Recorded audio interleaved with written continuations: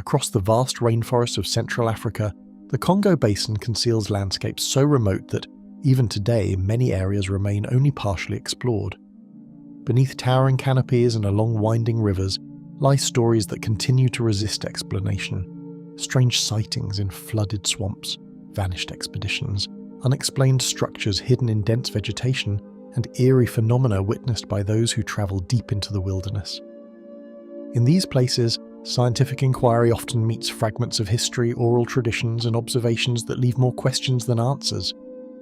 As you move through shadowed waterways, mist-covered mountains, and isolated jungle clearings, you will encounter the traces left by explorers, researchers, and local communities who faced the unexplained. You will pass through the silent swamps of Likuala, the volcanic ridges of the Verunga Mountains, and the remote bends of the Sanka River, where each location reveals a mystery tied to real expeditions, strange discoveries, and phenomena that still challenge human understanding. The Mokele-mbembe sightings, Likuala swamps. The northern Congo Basin is a place where the forest does not gradually fade into wetlands but sinks directly into them, where black water rivers slide through endless stands of raffia palm and papyrus, and where vast stretches of land remain submerged for much of the year. Within this difficult landscape lies the Likuala region, a sparsely populated corner of the Republic of the Congo, where travel has long depended on narrow dugout canoes and knowledge passed down by local communities. For generations, people living near these swamps have spoken about a large and elusive creature known as Mokele-mbembe, a name often translated from Lingala as the one who stops the flow of rivers, a description that suggests something both immense and powerful. European explorers travelling through Central Africa during the 19th and early 20th centuries occasionally recorded fragments of these stories while mapping the Congo Basin's rivers and tributaries. The accounts varied in detail but often shared certain characteristics. Witnesses described a creature larger than a forest elephant, with a long neck rising above the water and a body that moved slowly through swamp channels where hippos and crocodiles were already common. Unlike those familiar animals, however, Mokele-mbembe was said to inhabit remote lakes and quiet backwaters where few people ventured, places surrounded by dense vegetation and tangled waterways that could swallow even experienced travellers. The reports began to attract broader attention in the early 20th century, when explorers and naturalists attempted to catalogue the wildlife of Central Africa. One frequently cited figure was the German captain and writer Ludwig Freiherr von Stein zu Lausnitz, who in 1913 compiled descriptions gathered from communities in what was then French Equatorial Africa. In his notes, he recorded local explanations that the creature lived primarily in the swamps and rivers of the Likuala region, and that it was rarely seen but widely recognised by those familiar with the forest. The descriptions he collected included the long neck, a thick tail, and a body that moved partly submerged in water. As stories circulated through colonial records and travel accounts, comparisons quickly emerged between Mokele-mbembe and prehistoric animals known from fossil discoveries elsewhere in the world.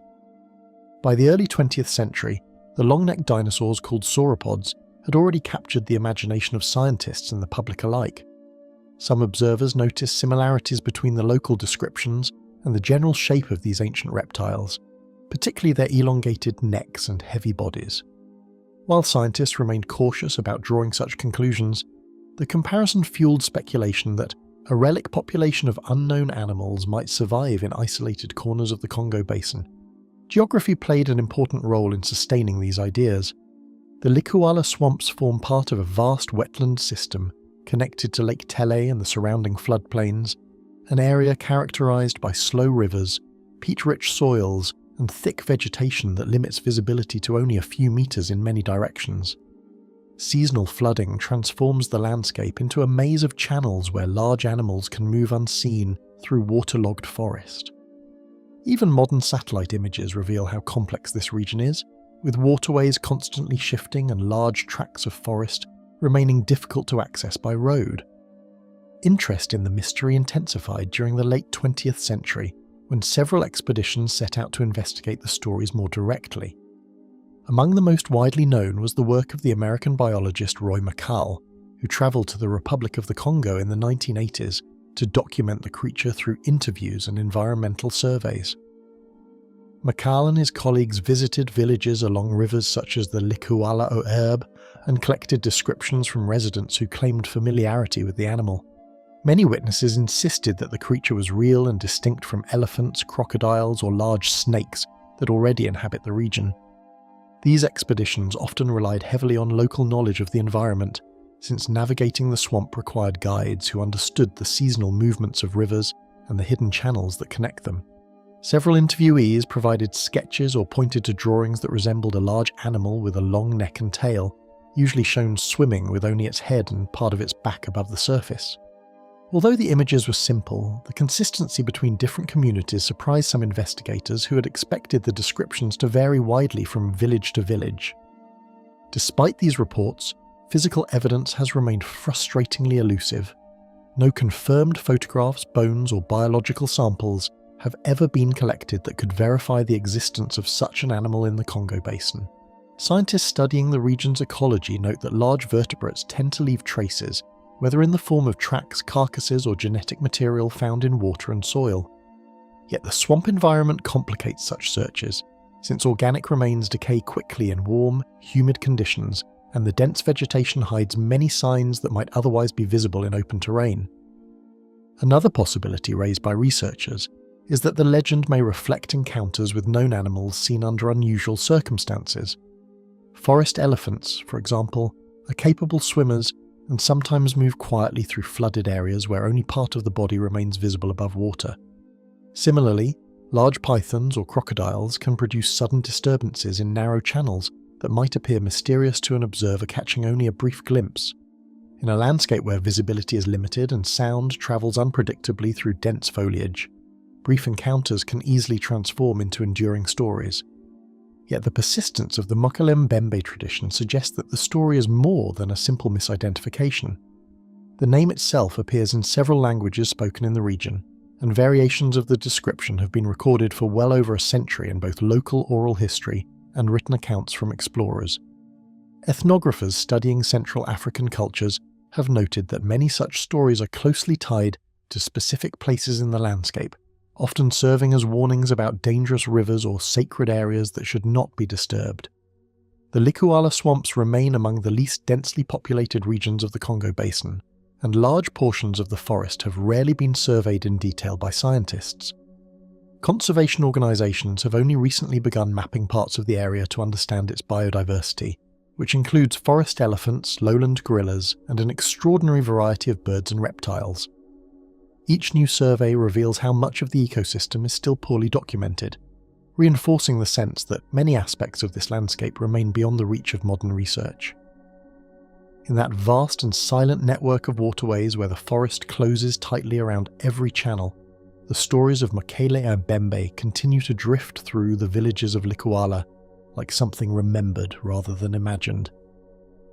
The disappearance of Michael Rockefeller, Asmat Coast Expedition Route. Far beyond the major shipping routes of Southeast Asia, the southern coastline of New Guinea stretches across a remote landscape of mangrove forests and tidal rivers where the modern world arrived slowly and often reluctantly. Vast wetlands line the edge of the Arafura Sea, and the tides push deep into low channels that cut through dense tropical vegetation. For much of the 20th century, travel along this coastline depended almost entirely on narrow boats and the knowledge of local communities who had lived there for generations. It was within this isolated environment, in November 1961, that a young American named Michael Rockefeller disappeared during an anthropological expedition, leaving behind one of the most debated mysteries connected to the region. Born into one of the most prominent political families in the United States, Michael Clark Rockefeller pursued a path that led far from the centers of power where his surname carried influence. He was the younger son of Nelson Rockefeller, who later became Vice President of the United States, yet Michael's interests focused on anthropology and art rather than politics. After graduating from Harvard University in 1960, he began traveling in the Pacific to collect traditional art from indigenous communities. His work was connected to the Museum of Primitive Art in New York, an institution founded by his father that aimed to preserve cultural artifacts from societies whose traditions were rapidly changing. By the early 1960s, The Asmat region of what was then Dutch New Guinea had become a place of intense interest to anthropologists studying the traditions of communities living along its labyrinth of tidal waterways. The Asmat people were known for their intricate wood carvings, particularly ceremonial poles called bisj, which represented ancestral spirits and played an important role in ritual life. Much of this art had rarely been documented outside the region, and collectors were eager to record and preserve examples of it. Rockefeller joined Dutch anthropologist René Wassing in an expedition designed to visit remote villages along the coast and acquire carvings directly from local artisans. On the morning of November 18, 1961, a small motorized canoe carrying Michael Rockefeller and Dutch anthropologist René Wassing moved slowly along the shallow coastal waters of the Arafura Sea. The two men were travelling near the mouth of a river system that drained into the mangrove-covered shoreline of the Asmat region. Their boat also carried two local guides who helped navigate the difficult coastal currents. The sea in this area can shift quickly with the tide, and the canoe soon began taking on water as waves rolled across its low sides. Hours later, after their vessel capsized in rough water several miles from shore, the two men found themselves clinging to the overturned hull as the current drifted them toward the vast mangrove coast.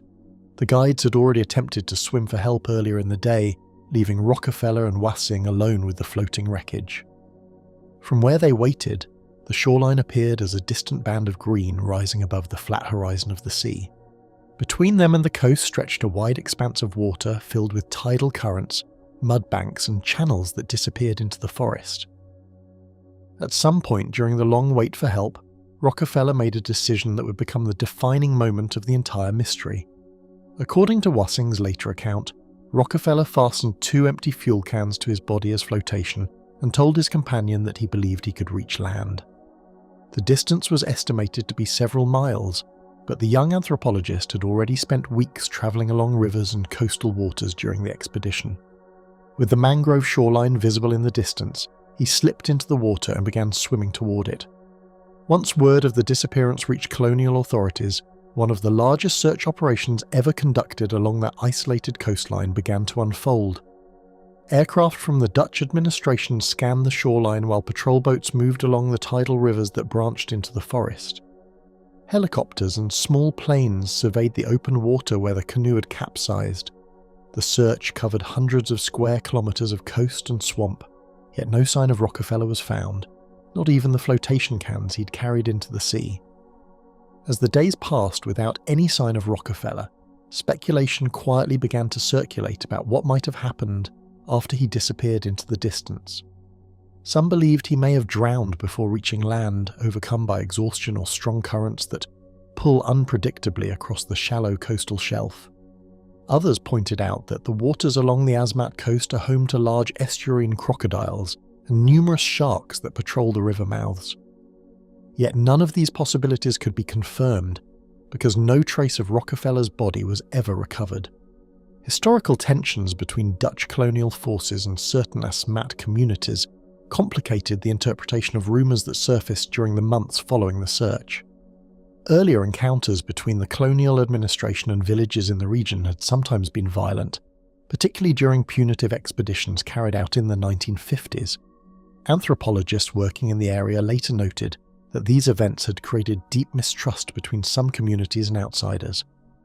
Over time, unverified claims emerged, suggesting that Rockefeller might have reached shore and encountered villagers before vanishing completely, though no definitive evidence ever supported such accounts.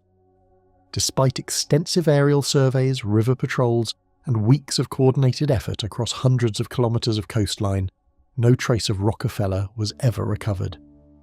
The search operation gradually came to an end, leaving investigators with little more than the last confirmed sighting of him swimming toward the distant mangrove forest. Newspapers around the world reported on the disappearance, and the story quickly spread far beyond the quiet waterways where it had begun. Yet the absence of physical evidence meant that every explanation remained uncertain. More than 6 decades later, the mangrove-lined coast where he vanished remains one of the least accessible shorelines in the Western Pacific. Many parts of the Asmat region can still be reached only by boat, and large areas of tidal forest remain sparsely mapped even today. The rivers that empty into the Arafura Sea continue to flood and shift with the seasons, reshaping the coastline year after year. In a landscape where water and land constantly trade places, the boundary between disappearance and memory can become difficult to trace. And somewhere along that silent stretch of tidal forest and open sea, the last moments of Michael Rockefeller remain hidden within a landscape that rarely gives anything back. The Lost Kingdom beneath the rainforest, Upemba Depression. Few archaeologists working in Central Africa initially expected that the wetlands of the Upemba Depression concealed evidence of an organised society that flourished centuries before modern records of the region. Early surveys suggested only small, scattered settlements, yet when Belgian researchers began systematic investigations in the mid-20th century, they discovered signs of remarkably sophisticated human activity. Burials, pottery and remnants of ironworking hinted at communities with social hierarchy, craft specialisation and trade networks that had been hidden under layers of sediment, floodplain soil and dense vegetation. The more scientists examined, the clearer it became that a civilization had thrived where few had imagined one possible. What first drew scientific attention to the area was not a visible ruin or abandoned city, but a series of unusual burial sites uncovered during archaeological surveys. Graves contained carefully arranged human remains, accompanied by copper and iron artifacts, whose craftsmanship suggested advanced metallurgical skills. Some sites revealed dozens of interments within small organised clusters, indicating deliberate planning and ceremonial considerations. The consistency of these findings across multiple locations suggested a connected population with shared cultural practices. Observers began to realise that the Upemba Depression was more than a marginal landscape. It had once supported a civilization with significant social and technical knowledge. Among the earliest researchers to recognise the significance of these discoveries was Belgian geologist and archaeologist Jean de Heinzelin de Broucourt, who began documenting artefacts emerging from the region's ancient graves. He meticulously recorded the location of each find, describing copper bracelets, iron tools and decorative objects in notebooks and sketches. Heinzelin noted that many artefacts appeared to have originated from distant areas, hinting at early trade routes. His reports challenged prevailing ideas about Central Africa, demonstrating that the rainforest and wetlands had supported dense, organised societies capable of producing and exchanging sophisticated goods long before extensive European contact. Inside several carefully arranged burials, investigators found objects that immediately suggested the presence of social hierarchy and specialised craftsmanship. Some graves included multiple ornamental items, while others contained tools indicative of specialised labour, such as metalworking or woodworking. Anthropologists hypothesized that these distinctions reflected the relative status of individuals, marking them as artisans, leaders, or religious figures. The organization of these burials also suggested ritualized practices, with bodies positioned in ways that implied cultural and spiritual beliefs.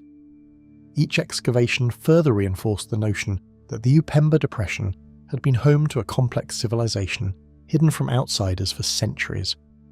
Copper ornaments discovered in these graves raised a particularly intriguing question, because the metal itself did not originate from the immediate surroundings of the depression.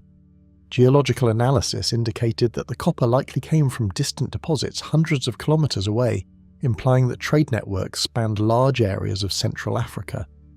Archaeologists began to consider how communities in the wetlands could have participated in long-distance exchange, transporting materials along rivers and lakes, or exchanging goods through overland routes. The presence of foreign materials added another layer to the mystery. How had such a society developed connections across a region that explorers had long assumed was sparsely inhabited? Gradually, as excavations expanded across different parts of the basin, a broader picture began to emerge of communities that had once occupied the lake-dotted landscape. Archaeologists identified clusters of habitation sites interspersed with small islands and marshes, suggesting a deliberate settlement pattern adapted to seasonal flooding. These arrangements allowed communities to cultivate crops on slightly higher ground while maintaining access to fishing and water transport. Evidence of defensive structures and terracing also hinted at their advanced planning. Each discovery revealed the ingenuity of a civilization that had mastered the challenges of the wetlands while remaining largely invisible to outsiders. Earlier assumptions about Central Africa had long suggested that dense forests and seasonal wetlands limited the growth of large, organised societies. European explorers often described the region as empty or inhospitable, imagining small, mobile bands rather than permanent settlements. Yet the Upemba Depression challenged those ideas, demonstrating that human ingenuity could flourish even in environments previously thought incapable of supporting sustained civilization.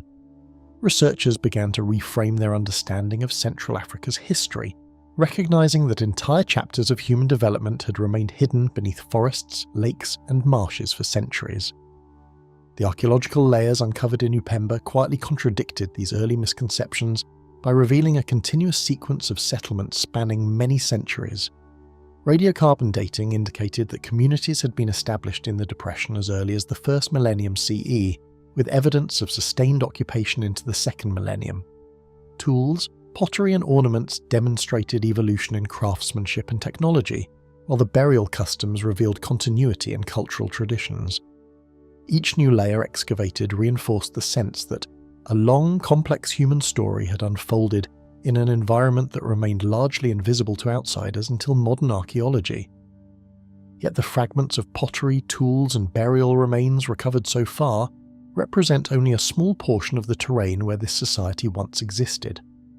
Much of the depression remains difficult to access, with wetlands, seasonal lakes, and dense vegetation preventing detailed survey. Archaeologists have often had to rely on aerial reconnaissance and satellite imaging to locate potential sites, leaving the majority of the landscape unexplored. This gap between known and unknown heightens the sense of mystery, implying that the kingdom uncovered through partial excavation is only a fraction of what may still lie hidden within the depression's floodplains and forested islands. Modern historians now consider the Upemba Depression one of the most important early cultural centres in Central Africa, though much of its development remains uncertain. The artefacts and settlement patterns reveal a society that achieved remarkable levels of organisation, yet researchers continue to debate the reasons for its eventual decline. Environmental shifts, migration, or changes in trade routes may have played a role, but the evidence is incomplete. What remains indisputable is that a sophisticated civilization thrived, where outsiders assumed the landscape could not support complex human activity. What survives today is not a visible kingdom of stone walls or monuments, but scattered traces that hint at a far more complex world hidden beneath layers of soil and vegetation. With each excavation, survey, and radiocarbon analysis only deepens the mystery, revealing ingenuity, trade, and ritual in glimpses rather than a complete record. The Upemba Depression continues to challenge archaeologists, historians, and anthropologists alike, suggesting that Central Africa's history contains chapters far richer and more intricate than previously imagined. The full extent of the kingdom, once hidden among the lakes and wetlands of the Upemba Depression, may still lie untouched, its secrets waiting to be revealed by those who dare to search. The forbidden island of Lake Tele. For decades, reports from local fishermen and villagers described an island at the centre of Lake Tele that seemed to defy exploration, a place avoided for reasons no visitor could fully explain. Some spoke of sudden storms, mysterious ripples in the water, or sounds that carried across the lake without source. Even early encounters suggested that the island was more than just a landform. It was a boundary between the known and the inexplicable. Those who had ventured near its shores often returned with little to say, offering cryptic warnings or silence that only deepened the sense of fear and fascination surrounding it. Strange disturbances on the lake's surface and occasional unexplained sounds amplified the island's aura of mystery, creating an almost tangible sense of unease among those who worked its waters. Canoes would sometimes drift with currents that seemed unusually strong, and the wind would shift abruptly as if guided by unseen hands. Villagers claimed that shadows moved across the water in ways inconsistent with the sun or clouds, and at night faint lights were sometimes glimpsed through the dense canopy. These anomalies, though unverified by scientific instruments at the time, were enough to make many locals avoid even the outer edges of the lake. Local communities recounted stories of unusual sightings and the need for rituals or offerings before approaching the island, reinforcing a cultural respect that bordered on fear. Certain groups would scatter food or perform ceremonies to placate spirits believed to dwell there. Fishermen spoke of paths that suddenly became impassable, nets snagged by invisible obstacles, and boats that drifted for hours without wind or engine power. Oral histories suggested that the island had long been a place where human presence was unwelcome, and over generations, these traditions created an almost taboo status, preserving the island in a state untouched by ordinary life. Early European researchers noted the island on maps and in expedition journals, often remarking on the difficulty of gaining access and the unusual reluctance of locals to discuss it freely. Explorers in the early 1900s described the lake as deceptively tranquil, yet they consistently failed to reach the island's interior. Some returned with accounts of tangled vegetation along the shallow shorelines, quicksand-like mud, or unexpected currents. Others recorded the eerie silence that seemed to descend as they approached, as if the island absorbed all sound. These early observations reinforced the impression that the island resisted human intrusion in a way that could not be explained by geography alone. Repeated attempts to reach its shores were hindered by dense vegetation, shifting mud banks and shallow water, making even short visits a complex and often frustrating endeavour. Boats would become stuck in sediment that shifted with the tides, and overgrown channels forced explorers to abandon their routes entirely. Canoes sometimes disappeared in tall reeds or channels too narrow to navigate, compelling teams to backtrack repeatedly. The physical difficulties were compounded by the isolation of the lake, which lies hundreds of kilometres from major settlements, making resupply and communication slow and unreliable. Visitors sometimes reported fleeting, unexplained phenomena, ripples appearing without wind, unknown footprints along the shore, and the brief sounds of animals that could not be identified. In some accounts, investigators recorded impressions of large forms moving underwater, or dense shadows glimpsed between trees, but photographic evidence was nearly impossible to obtain. Even seasoned explorers described a sense of being observed, as though the island itself maintained vigilance over anyone attempting to enter its interior. These occurrences were frustratingly inconsistent, yet frequent enough to maintain a persistent sense of the unknown. The island has occasionally been connected to cryptid lore, with some observers speculating about creatures inhabiting its interior, though none of these reports have been scientifically verified. Sightings sometimes described large, semi-aquatic animals glimpsed near the shore, leading to comparisons with other legendary Central African creatures. Researchers cautioned that such reports were anecdotal and often coloured by local myth, yet the consistency of certain descriptions could not be entirely dismissed. The island's reputation as a haven for unknown life contributed to its aura as a place of both fear and fascination. Modern research has relied on satellite imagery, sonar, and ecological sampling, revealing only the outline of the island and confirming how much of it remains concealed from direct observation. Surveys indicated dense canopy cover, interspersed with swampy patches and narrow waterways that complicate access. Biological sampling from boats suggested the presence of diverse flora and fauna, some of which had not been catalogued elsewhere, but the interior remained largely inaccessible. Each new piece of data reinforced the conclusion that the island's mysteries were as environmental as they were cultural, a combination of isolation, natural complexity, and human caution. Seasonal flooding and a dense ring of forest continue to isolate the island, preserving both its ecosystem and the enduring sense of mystery surrounding it. Rainy seasons transform the surrounding wetlands into expansive, shifting lakes that conceal shallow channels, while dry seasons expose mudflats that are treacherous to cross. The dense forest creates near impenetrable cover, obscuring any paths, ruins, or signs of past human activity.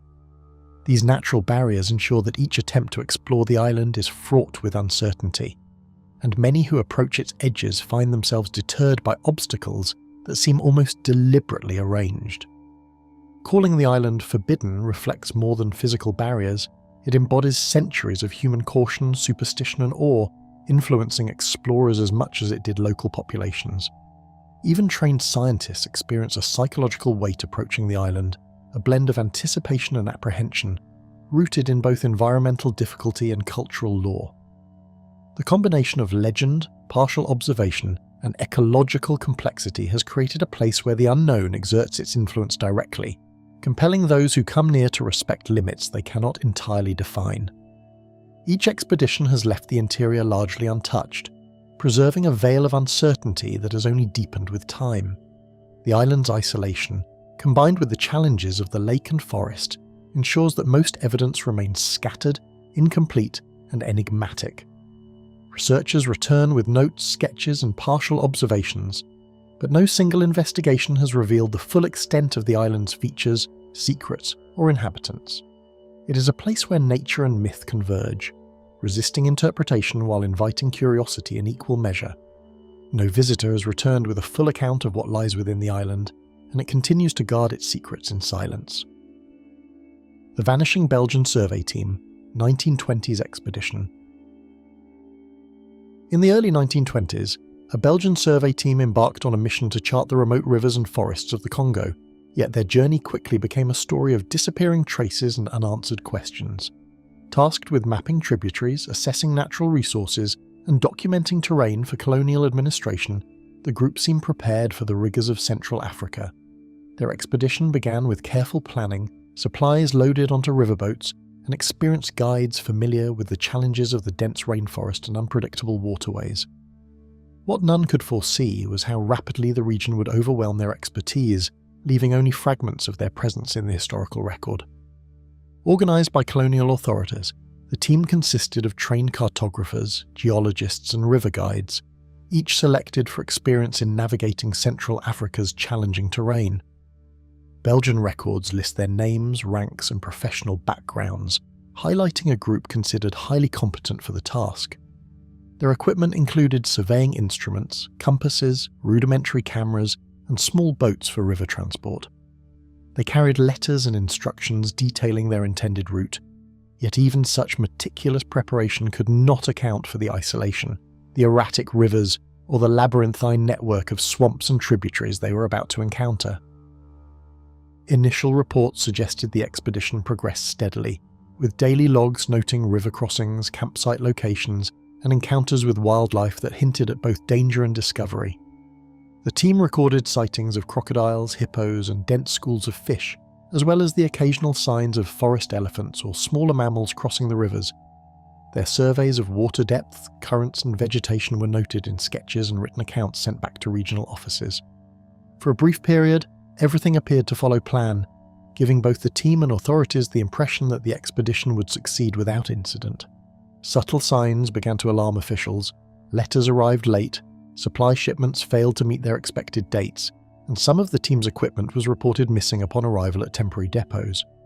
Requests for updates went unanswered, and those few communications that arrived were often incomplete or delayed by weeks. Administrators noted that boats carrying essential instruments had not returned from intended waypoints, and guides familiar with the rivers reported unusual obstructions such as fallen trees or sandbars, which complicated navigation. These early anomalies hinted that the team's progress was not as smooth as initially believed. Within weeks, the surveyors' movements became impossible to track, and their last known position along the dense river corridors remained the only clue to their whereabouts.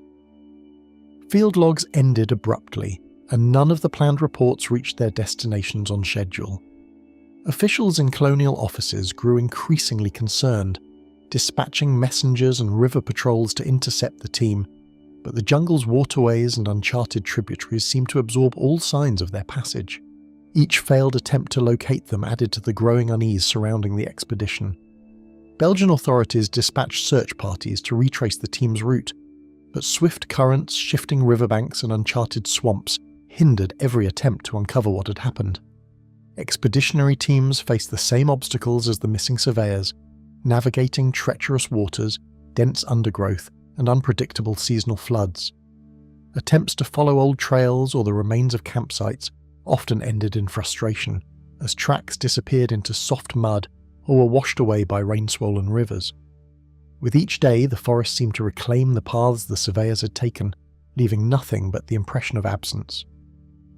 Contemporary newspapers and colonial reports offered a mix of hypotheses: sudden illness, river accidents, encounters with wildlife, or navigational errors, none of which could be conclusively proven. Tropical diseases such as malaria or sleeping sickness posed significant threats to expeditions in the region, while the dense environment made it easy for riverboats to capsize or become trapped in shallow channels. Some observers suggested that local communities might have inadvertently or deliberately interfered, though historical evidence provides no confirmation. The resulting ambiguity only reinforced the sense that the team had simply vanished, leaving an unresolved mystery. The jungle itself presented a near insurmountable challenge, with seasonal floods transforming dry paths into labyrinths of water and mud, while dense canopy obscured both ground and sky. Rivers shifted course unpredictably, and islands appeared or disappeared with changes in water levels. Expedition members unfamiliar with the terrain risked becoming disoriented, with landmarks hidden under the thick canopy.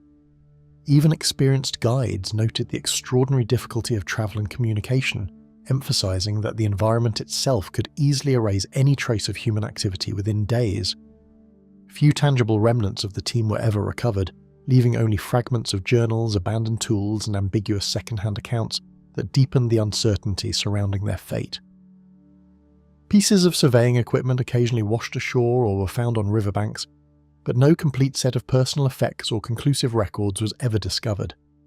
Letters sent by other teams referred to campsites with scattered belongings, but these finds offered no direct explanation. Each fragment only amplified questions, suggesting that the jungle had swallowed the surveyors' work as effectively as it had concealed their presence. The disappearance cast a long shadow over subsequent Belgian surveying missions, leading to more cautious planning and reinforcing the perception of the region as unpredictably dangerous. Expeditions became smaller, better equipped, and accompanied by local guides with intimate knowledge of river patterns and seasonal conditions. Maps were revised with warnings about the previously uncharted swamps and dangerous channels. Even decades later, the story of the vanished team influenced how researchers approached Central Africa, combining admiration for their ambition with awareness of the region's capacity to confound and erase human endeavour. Generations later, historians and researchers still examine maps, letters, and expedition notes, piecing together movements that ended abruptly and left no concrete explanation. Modern studies draw on archived communications, geological observations, and colonial reports, yet the fate of the Belgian surveyors remains unresolved. Scholars debate the most likely causes, but without direct evidence, the jungle retains its final word. Each new analysis serves as a reminder of both the team's courage and the unforgiving nature of the environment in which they disappeared. The vanishing of the Belgian survey team remains an enigma, with the Congo's rivers and forests keeping their ultimate fate concealed from every inquiry. The singing stones of the Congo Basin. Travellers and explorers in the Congo Basin have long reported a strange phenomenon: stones that appear to emit low, resonant tones, echoing through the forest with no visible cause. Early accounts described a humming that seemed to rise from clusters of rock scattered along riverbeds, often coinciding with the shifting winds or sudden changes in temperature. Local guides were sometimes the first to notice the sounds, pausing mid-step to listen before gesturing silently toward formations that had, until then, appeared ordinary. The mystery of these singing stones was compounded by the dense rainforest, which muffled other environmental noises and amplified the eerie, persistent resonance in a way that captured attention and imagination alike. These formations are often situated near riverbeds and rocky outcrops, composed of dense, iron-rich stone that interacts with the humid rainforest environment in peculiar ways. Geological surveys have identified variations in mineral content and rock density, suggesting that certain chemical and structural properties could contribute to acoustic anomalies. The placement of the stones, whether naturally deposited or slightly rearranged by erosion and water flow, forms patterns that appear almost intentional when viewed across distances. Explorers noted that the stones often lie in proximity to watercourses, where vibrations from moving currents may interact with the rock to produce faint, haunting tones that seem to emanate from the earth itself. Local villagers have described hearing these sounds during particular seasons or under specific weather conditions, often attributing them to the forest itself rather than human or animal activity. Some claimed that the singing was more pronounced during the rainy season, when the ground was saturated and the canopy trapped humidity, producing a natural resonance chamber. Others associated the hums with shifts in wind direction, observing that breezes passing through narrow crevices amplified the tones unpredictably. Such accounts, passed down through oral history, emphasized the mysterious and almost sacred character of the phenomenon, framing it as a natural event worthy of caution and respect. The stones vary widely in size and shape. Some are small enough to be lifted, others are arranged in clusters that suggest natural erosion rather than deliberate construction. Large slabs jut out of riverbanks, while rounded boulders sit scattered along forest floors, each contributing differently to the acoustic environment. Explorers attempting to map the stones documented irregular spacing and occasional alignment with natural fault lines, hinting that geological forces shaped the formations over millennia. Despite these measurements, no clear pattern could predict where or when the stones would produce sound, leaving their auditory behaviour elusive and inconsistent. Observers report a spectrum of noises, from rhythmic hums to sharp reverberations, sometimes continuing for minutes without any discernible source, often rising in intensity at dusk or dawn. The tones can resemble distant drums, vibrating flutes, or faint metallic ringing depending on atmospheric conditions. Some witnesses describe feeling subtle vibrations underfoot, suggesting that the acoustic energy might extend through the ground itself. Explorers noted that the sounds often appeared to respond to the movement of people nearby, fading when approached or intensifying when left undisturbed, a phenomenon that added to the stone's uncanny reputation. Scientific investigations have explored acoustic resonance, wind vibration, and mineral composition as potential explanations, yet none fully account for the phenomenon's unpredictability. Researchers measured the stone's density, recorded air pressure variations, and analysed the effects of humidity on sound propagation, but the results offered only partial insights. Laboratory simulations reproduced some hums under controlled conditions, yet real-world observations remained inconsistent. The challenge lies in the complex interplay of rock structure, environmental variables, and forest acoustics, producing a soundscape that defies straightforward interpretation and leaves much to speculation. Anthropologists have recorded that certain communities approach the stones with caution, performing small rituals or leaving offerings, hinting at a cultural recognition of their unusual properties. Some elders claimed that disturbing the stones or attempting to exploit their sounds could bring misfortune or provoke the spirits of the forest. Documented testimonies suggest that local belief systems attribute intention to the stones, framing the resonance as a message or warning. These cultural practices underscore the human desire to interpret unexplained phenomena through ritual and narrative, acknowledging the unknown while weaving it into a system of meaning. Expeditions attempting to reproduce the sounds through striking or moving the rocks frequently failed, with recordings capturing only partial echoes, reinforcing the mystery surrounding their natural behaviour. Explorers documented efforts with mallets, tuning forks, and other instruments, yet the stones often resisted artificial stimulation. The unpredictability of results frustrated scientific teams and confirmed that environmental conditions, including temperature, moisture, and surrounding vegetation, play a crucial role in whether the stones resonate. Each failed attempt emphasized the stone's autonomy, as if the forest itself controlled when and how their songs could be heard. Even under controlled conditions, variations in humidity, temperature, and ground saturation produce inconsistent effects, leaving researchers unable to predict when or how the stones will sing. Some days offered clear, sustained tones, while others produced nothing at all. Acoustic engineers noted that the resonance sometimes travelled great distances through the forest floor, yet nearby stones remained silent.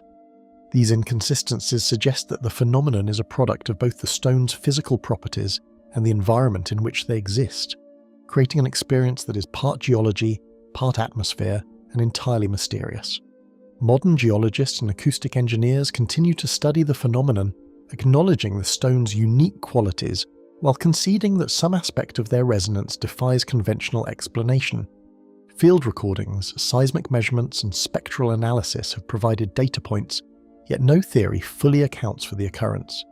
Some researchers emphasize the potential role of rare mineral structures and subterranean cavities, while others point to environmental amplification.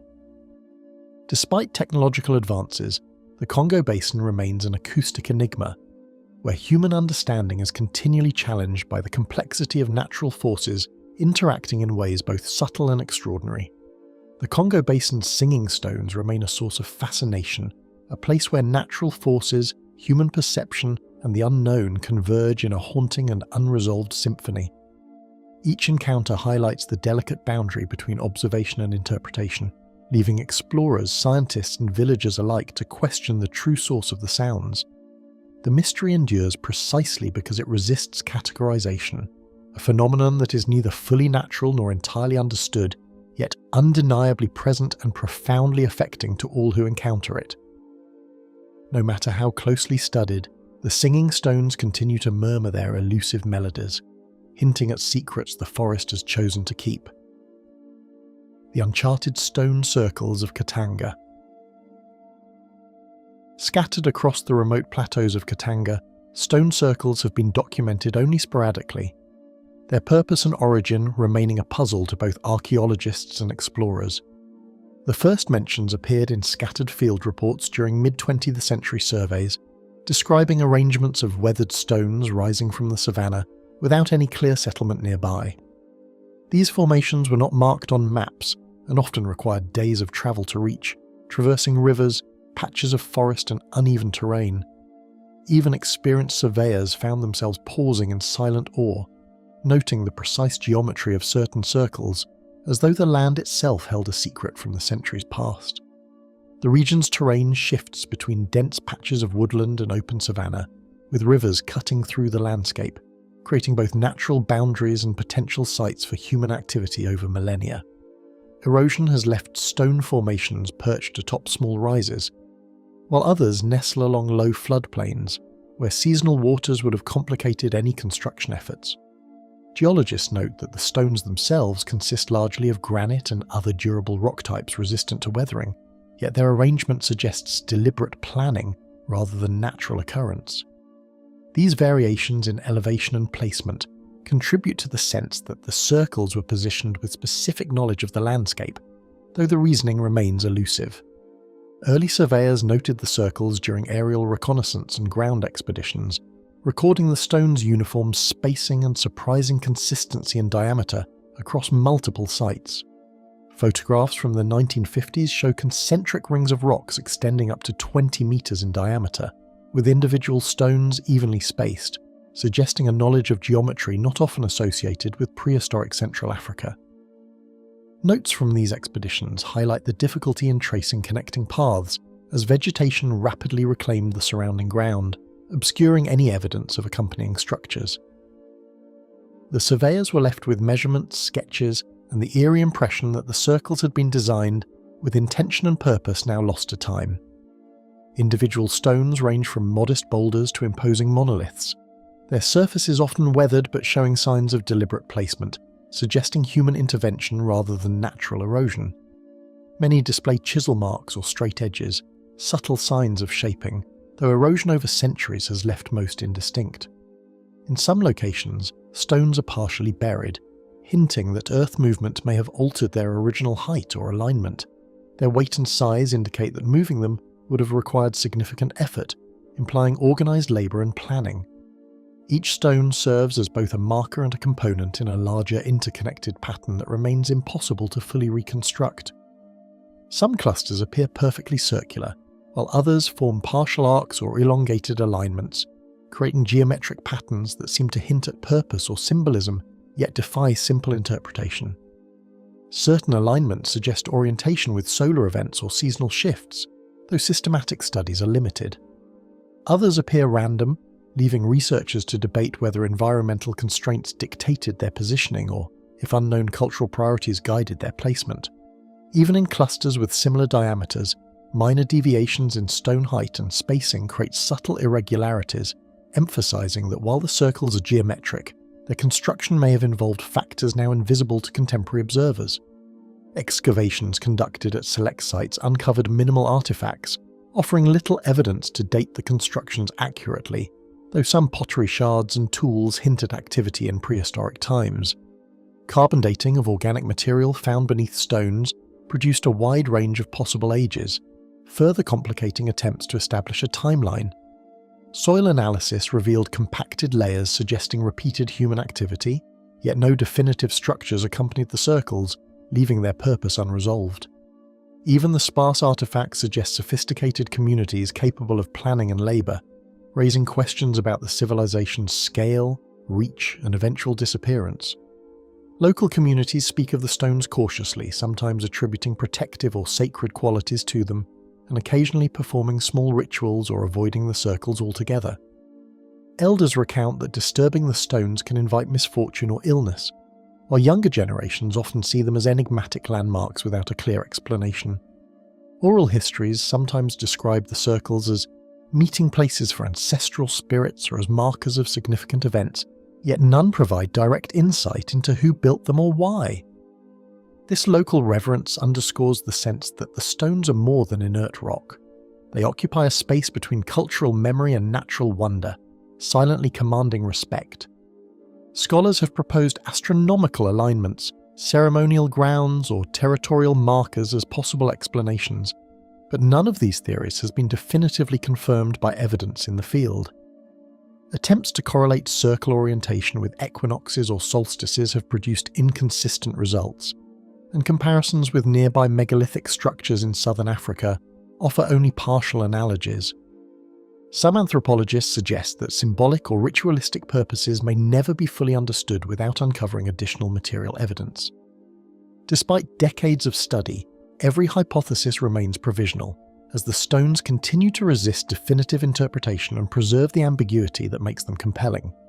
Dense vegetation, seasonal flooding, and political instability have limited access to many of the sites, preventing comprehensive studies and leaving swaths of the formations unexamined. Remote locations mean that expeditions require months of preparation, local guides, and permits, yet even then, natural barriers often prevent thorough examination. Forest growth conceals many circles entirely, while shifting soils and seasonal rivers make some formations accessible only for brief windows each year. These obstacles contribute directly to the ongoing mystery, ensuring that only a fraction of Katanga's stone circles have been surveyed or documented in any detail. Compared to megalithic structures elsewhere in Africa and the world, the Katanga circles display both familiar traits and unique characteristics, deepening the enigma surrounding their creators. Unlike the stone circles of Nabta Playa in Egypt or the ringed sites in Senegal, Katanga's stones appear to blend geometric precision with irregular adaptation to the terrain. Researchers note that this combination of precision and variation is unusual, suggesting that builders were guided by practical, symbolic, or environmental considerations that are now lost to history. This uniqueness reinforces the perception that the Katanga circles represent a distinct chapter in Africa's prehistoric record. Despite extensive documentation and scientific curiosity, the stone circles remain largely untouched, preserving a quiet mystery that continues to captivate anyone who encounters them. Explorers often remark on the eerie sense of order and intentionality, contrasting with the surrounding wildness of the plateau. The lack of definitive explanation invites speculation while emphasizing the limitations of human knowledge against landscapes shaped by both natural forces and ancient hands. Each survey, measurement, and photograph adds detail but ultimately preserves the enigma, leaving questions about identity, purpose, and chronology unanswered. Even as researchers map their locations and measure each stone, the circles of Katanga refuse to divulge the story of those who arranged them, leaving only silence in their wake. The Poison River Incident, Lomami region. Sudden illness swept through riverside villages along the Lomami, striking men, women, and children with symptoms that arrived without warning. Those who drank directly from the river, bathed, or consumed local fish were often the first affected, yet no one could identify a clear source. The afflicted displayed a combination of nausea, dizziness, and profound fatigue, and even the strongest among them were confined to their homes. Explorers and colonial officials visiting the region recorded the events with unease, noting the simultaneity and severity of symptoms. The community response was a mixture of fear, prayer, and cautious avoidance of the water, but no pattern emerged to explain the phenomenon. The river cuts a winding path through rainforest and floodplain, its waters darkened by sediment and shadowed by towering trees that shift with seasonal rains. Tributaries feed into the Lomami, creating isolated pools and wetlands that teem with fish, amphibians, and countless insect species. Seasonal rains flood surrounding lands, carrying detritus, decaying vegetation, and soil into the river, subtly altering its chemistry. While such conditions are typical in tropical river systems, the Lomami's recurrent incidents suggest an element beyond the ordinary ecology. The interplay of forest, water, and floodplain creates conditions where unseen hazards could concentrate in unpredictable ways, making each season a potential repetition of past events.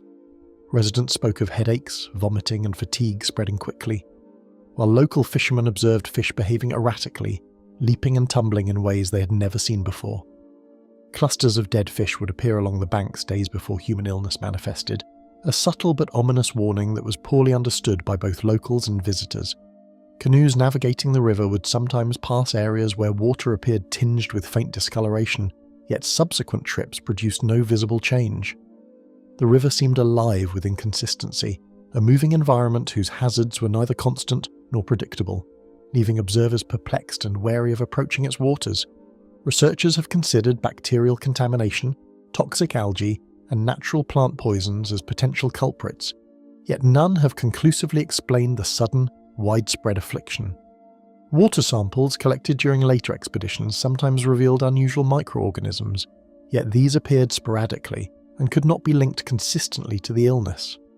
Certain riverbank plants contain natural alkaloids, which can produce nausea or neurological effects if ingested, but villagers had interacted with them for generations without prior mass incidents. Even modern toxicological studies fail to provide a definitive answer, highlighting a gap between environmental observation and human susceptibility that continues to mystify scientists. Examinations of the river revealed unusual phenomena, a metallic sheen along its surface, strange odours in the air, and clusters of lifeless aquatic creatures floating downstream.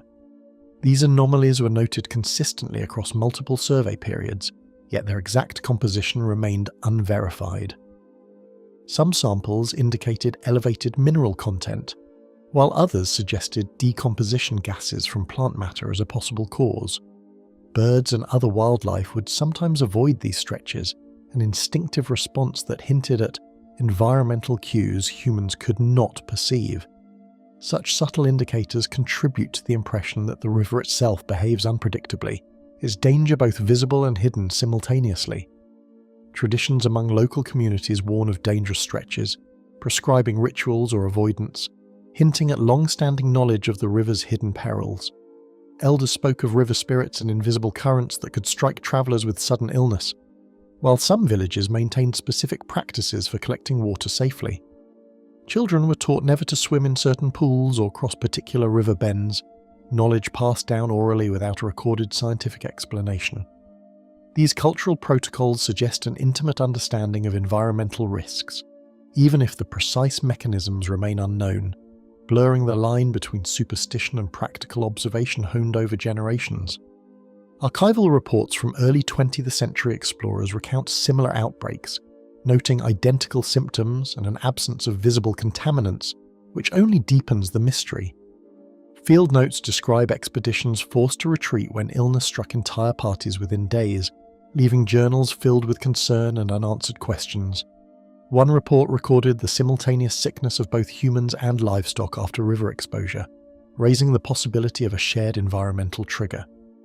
Despite these accounts, no follow-up investigations were able to reproduce or fully analyze the phenomena, leaving the historical record as both a warning and a puzzle.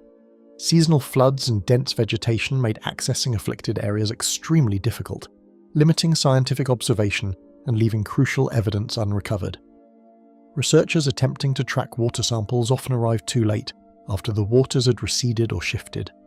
Trails into affected villages were obscured by new growth, fallen trees and unstable ground, forcing expeditions to rely on partial observations and oral testimonies.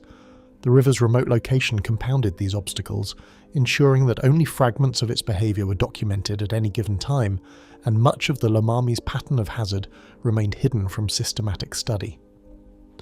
Chemical and microbiological analyses provided tantalising but incomplete results, suggesting that multiple natural factors could have combined to produce the unknown toxin. Elevated levels of certain metals were occasionally recorded, while algal blooms appeared intermittently in other sections of the river. The complexity of tropical river ecosystems, with interactions among vegetation, sediment, microbial life, and animal activity, makes isolating a single causal factor exceptionally difficult. These inconclusive findings reinforce the notion that the Lomami's danger is not easily explained, requiring both environmental and biological understanding that is not yet fully attainable.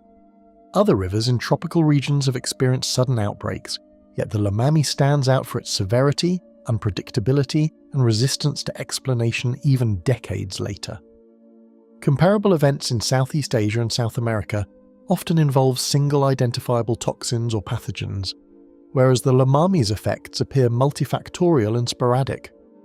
Attempts to model the incident scientifically have highlighted the river's irregular behaviour, emphasising both seasonal and location-specific variables that confound predictions.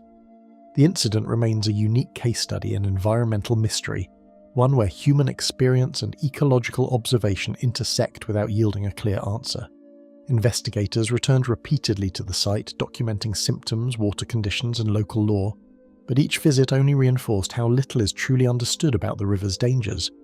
Mapping efforts, detailed interviews, and repeated sampling have painted a partial picture, yet the river continues to elude complete comprehension.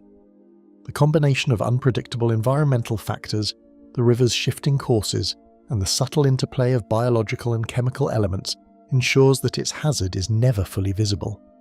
In this confluence of observation, anecdote, and investigation, the Lomami River maintains a presence that is simultaneously known and unknowable. Its waters flow silently through the forest, hiding a menace that continues to elude discovery and comprehension. The phantom drums of the Ituri forest. A low, rhythmic drumming echoed unexpectedly through the dense Ituri forest, startling travellers and villagers alike with its sudden and disembodied presence. The beat would appear without warning, carrying over the canopy and undergrowth in a way that made listeners question whether it was human, animal, or something entirely unknown. Those who heard it often described a haunting regularity, an almost musical cadence that seemed to move with the forest itself. Journeys into these areas became tense as travellers paused mid-step, uncertain whether to follow the sound or retreat. Even seasoned guides spoke of an unease that settled over groups in the moments following the drum's arrival. Thick vines, meandering streams, and towering canopies create a labyrinth where every sound bends and shifts, carrying a mysterious resonance far from its origin. Echoes ricocheted unpredictably, sometimes fading into silence only to reappear from a different direction. The forest's density masks visual cues, and sunlight barely penetrates the leafy roof, leaving only sound to navigate the space. This unusual acoustic environment can transform even ordinary noises into phenomena that seem uncanny. Yet the drumming reported in the Ituri is distinctive, described as far more organised and persistent than typical echoes or rustling branches, defying immediate natural explanation. Villagers and travellers alike report the beat rising and falling as if alive, reverberating through the undergrowth while leaving no discernible source in sight. Hunters described pausing their work, sensing the rhythm almost as a presence in the forest. Some accounts detail the drum's changing tempo in response to movement, though whether this is perceptual or deliberate remains unknown. The effect on listeners is visceral. The sound can evoke fear, curiosity, and a strange fascination all at once. Local stories describe the forest as a conscious entity, capable of expressing itself through this inexplicable rhythm, further blurring the line between natural and supernatural interpretation. Among the local communities, drums serve as instruments of communication and spiritual ritual, lending an eerie weight to unexplained rhythms that appear without ceremony. Elders recount that in past generations, drums were central to hunting signals, gatherings, and ceremonial rites. The phantom drums are not connected to any known event, yet their similarity to ritual beats amplifies a sense of familiarity intertwined with mystery. Oral traditions also hint that certain forest areas were considered sacred, warning outsiders against lingering. The overlap of cultural context with the unexplained phenomenon heightens tension, creating a space where the forest itself seems to participate in its own narrative. Historical journals from early 20th century explorers recount parties halting in confusion, mesmerized by beats that seem to move in tandem with their path. Some entries describe groups following the rhythm for hours only to find it vanish without a trace. Others note the inexplicable persistence of the sound even in uninhabited regions far from settlements. These chronicles convey not only the physical experience, but also the psychological impact, explorers wrote of unease, disorientation, and awe. The repeated accounts across decades provide a haunting continuity, suggesting the drums are a phenomenon embedded within the forest rather than isolated anomalies. Attempts to trace the sound suggest it could be influenced by wind, hollow trees, or insect choruses, but none replicate the structured, persistent cadence described in accounts.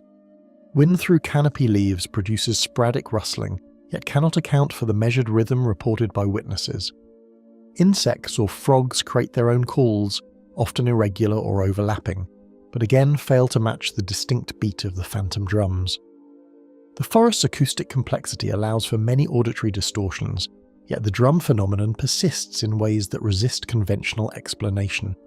Every attempt at mechanical or environmental reproduction falls short of capturing the unique cadence observed in the Ituri. Reports indicate the drumming emerges most often near river bends or small clearings, as though the forest terrain itself amplifies and directs the mysterious rhythm. Natural channels may carry sound further, creating an illusion that it is moving or following listeners. Some clearings are historically significant, sites of ritual or communal gatherings, lending a contextual resonance to the locations where the drums appear. Seasonal variations also influence propagation. During dry periods, the beat seems closer and sharper, while in the rainy season it drifts, almost ghost-like, through the misty canopy. Geography and climate, though partially explanatory, cannot fully account for the phenomenon's consistency or persistence. Teams venturing into the heart of the forest frequently find the sound vanishes when approached, leaving only the faint echo of its previous intensity behind. Investigators attempted to use directional microphones and audio recorders, but the phenomenon often dissipated before documentation was complete. When the rhythm returns, it seems to occupy the same space, yet cannot be pinpointed. This evanescence suggests either a highly elusive natural source or a phenomenon beyond ordinary comprehension. The forest's density, combined with shifting acoustics and complex topography, renders attempts to locate the origin frustrating and inconclusive, reinforcing the haunting reputation of the phantom drums. Tension, exhaustion, and heightened awareness among those in the forest may sharpen perception, yet these factors alone cannot explain repeated independent testimonies over decades. Groups separated by months or years report identical experiences, a beat that rises and falls, elusive yet undeniable. Psychological factors might influence interpretation, but they cannot account for the detailed consistency of timing, tempo, and tonal quality described by different witnesses. The phenomenon crosses generational and cultural boundaries, suggesting a reality experienced broadly and persistently, rather than a quirk of individual perception. Remote regions across the globe have recorded similar acoustic phenomena, but the Ituri drums retain an unnerving regularity and depth that defy both folklore and scientific categorization alike. Comparisons with the singing sounds of deserts or phantom gongs of other rainforests reveal similarities in disembodied auditory phenomena, yet the Ituri drum's combination of persistence, tempo, and environmental complexity sets them apart. No technological, geological, or biological explanation has yet accounted for the effect, leaving the forest's rhythm an enduring enigma. The mystery challenges both rational and cultural frameworks, occupying a space between nature, perception, and unexplained experience. Every documented encounter leaves a sense of the forest as a living entity, a place where sounds carry messages that human understanding cannot yet decode. Field reports emphasize not just the rhythm itself, but its emotional resonance, awe, curiosity, and subtle fear. Explorers and villagers alike describe a feeling that the forest is communicating, responding, or warning. The drums are less a sound than a presence, something that eludes observation but shapes human experience profoundly. Even as technology advances, the Ituri continues to withhold its secret, demanding humility and patience from those who attempt to penetrate its depths. The phantom rhythm threads through the Ituri trees as if the forest itself were speaking, and no journey has yet revealed its source. The hidden pyramidal structure in the jungle canopy. From high above the forest, a sharp, angular outline appeared between the swaying treetops, hinting at a pyramidal form that seemed impossibly deliberate in the heart of the Congo jungle. The first reports came from low-flying aerial surveys and exploratory flights in remote regions, where pilots and photographers noted faint linear shadows that did not conform to the natural randomness of the rainforest. Such regularity and shape immediately drew curiosity and caution alike. To the untrained eye, it could have been an optical illusion, yet multiple observations from varying angles suggested a real structure. Those who glimpsed it described a sense of vertiginous scale and an almost unnatural geometry, a form that seemed at once monumental and hidden. The dense canopy stretches endlessly, a layered sea of green that obscures everything beneath, making even the most conspicuous shapes nearly invisible to those on the forest floor. Tall emergent trees create pockets of shadow and sunlight that shift throughout the day, making any structure beneath nearly impossible to distinguish from the foliage. Vines and lianas twist across branches like natural scaffolding, weaving a dense lattice that hides what lies below. Even satellite images, though capable of piercing the first layer of leaves, often fail to provide clarity, showing only vague discolorations and patterns whose meaning is uncertain. In this environment, a shape like a pyramid, sharp and angular, becomes both startling and elusive, demanding observation from the rare vantage points afforded by air or careful clearing. Early pilots and explorers first reported glimpses of geometric patterns among the foliage, capturing photographs that showed faint lines and shadows suggesting artificial construction. Flight logs from the late 20th century describe sudden changes in canopy structure that prompted careful photography, revealing triangular angles and what appeared to be stepped formations rising slightly above surrounding trees. Some photographs show straight edges cutting across otherwise chaotic vegetation, while others capture the reflection of sunlight on surfaces that hint at stone or compacted earth. These anomalies were not random. Multiple reports indicated consistency in alignment and size, a pattern that raised the possibility of deliberate design rather than natural coincidence. Local villagers spoke of places touched by spirits and ancient stones hidden where the trees grow thickest, hinting that oral traditions may preserve fragments of knowledge long forgotten. Elders described sites where the forest seems unnatural, where mounds and terraces break the continuity of undergrowth, and where the air carries a weight distinct from ordinary jungle spaces.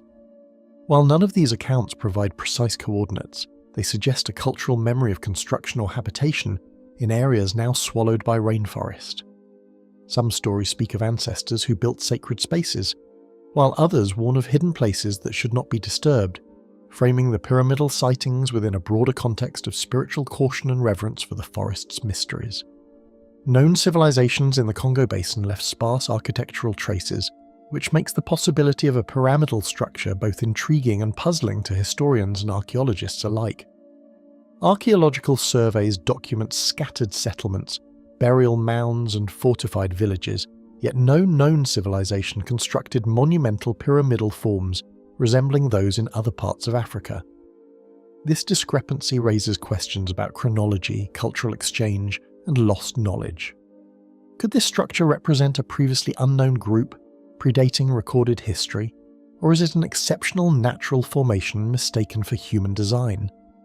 Scholars debate whether its regularity suggests deliberate construction or an improbable alignment of geological features.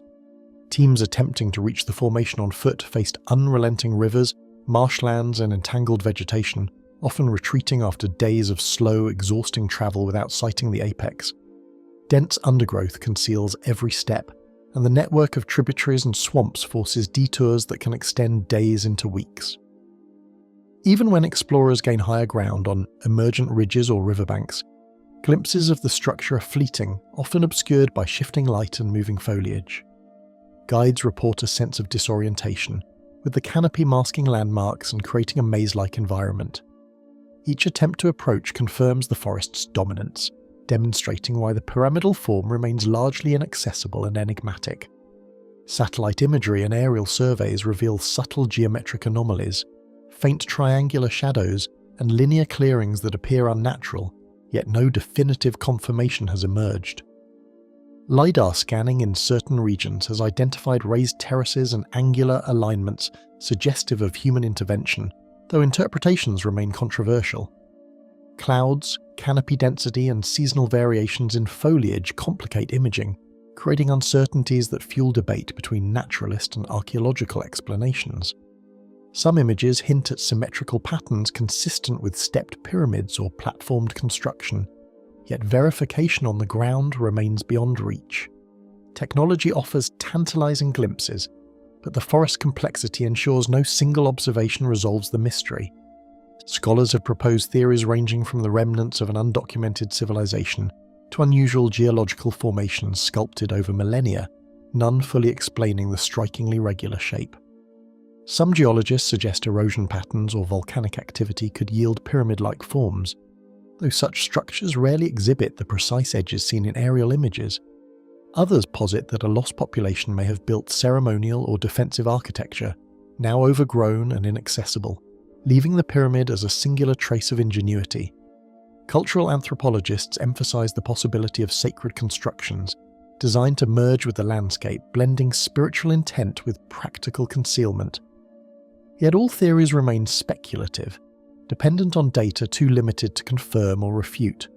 The relentless humidity, biting insects, and shifting terrain make direct investigation hazardous, ensuring the jungle retains its secret from casual or unprepared intruders. Mosquitoes and tsetse flies impede movement, while sudden rain transforms trails into quagmires. Rains also swell rivers and creeks, cutting off access to areas previously navigable. Beyond the physical hardships, dense vegetation limits visibility, making it nearly impossible to verify patterns or estimate scale from the ground. Even with careful planning, the forest itself seems to repel direct scrutiny, a natural barrier that protects the structure and magnifies its aura of elusiveness. Emerging technologies like LiDAR and drone mapping promise new insights, yet even these tools struggle to penetrate the dense canopy or distinguish natural contours from deliberate construction. Aerial surveys can map elevations, but interpretation remains subjective, particularly when overgrowth blurs edges or soil variations mimic geometric shapes. Drones can hover and capture imagery from multiple angles, yet battery life, signal interference, and forest density limit their effectiveness. Even advanced methods yield partial data, offering glimpses of terraces or ridges without definitive proof of a man-made pyramid. The technology expands understanding but reinforces the jungle's ability to withhold its secret. Each discovery only deepens the mystery, suggesting a structure both ancient and unreachable, a presence silently challenging explorers to question what is truly hidden among the treetops.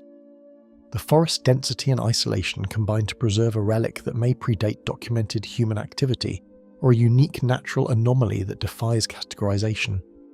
Scholars, adventurers, and local communities alike find themselves grappling with uncertainty, balancing fascination with caution. Every observation, partial image, and oral account contributes to a sense of wonder, yet simultaneously reminds those who search that the jungle keeps its secrets with quiet determination. Above the emerald expanse, the pyramidal silhouette lingers, elusive and silent, daring humanity to uncover a secret the jungle has long protected. The disappearance of the German naturalist expedition, early 1900s. Reports of a German naturalist expedition disappearing into the dense Congo jungle surfaced decades ago, leaving behind only vague accounts and unanswered questions about their final journey. The team set out with scientific intent, aiming to catalogue flora and fauna in regions barely touched by outsiders, yet their route quickly became a labyrinth of rivers, swamps, and uncharted forest. Local guides noted their initial progress, but as days passed, the jungle seemed to swallow their tracks entirely. Letters sent to colonial offices hinted at challenges, but none explained the sudden cessation of communication. By the time searches were mounted, the team had vanished without a trace, and the mystery began to deepen. The team consisted of experienced naturalists, illustrators, and guides, each selected for their expertise, yet unprepared for the vast unpredictability of the rainforest they intended to traverse. Equipped with specimen boxes, botanical presses, and sketchbooks, they anticipated long days of observation and documentation, not the constant struggle against heat, humidity, and treacherous terrain. Guides familiar with local trails could only provide partial guidance, as the dense undergrowth and shifting riverbanks constantly altered the landscape. Even seasoned explorers were humbled by the relentless complexity of the jungle, where a straight path might end abruptly in a swamp or cliff, rendering careful planning almost meaningless.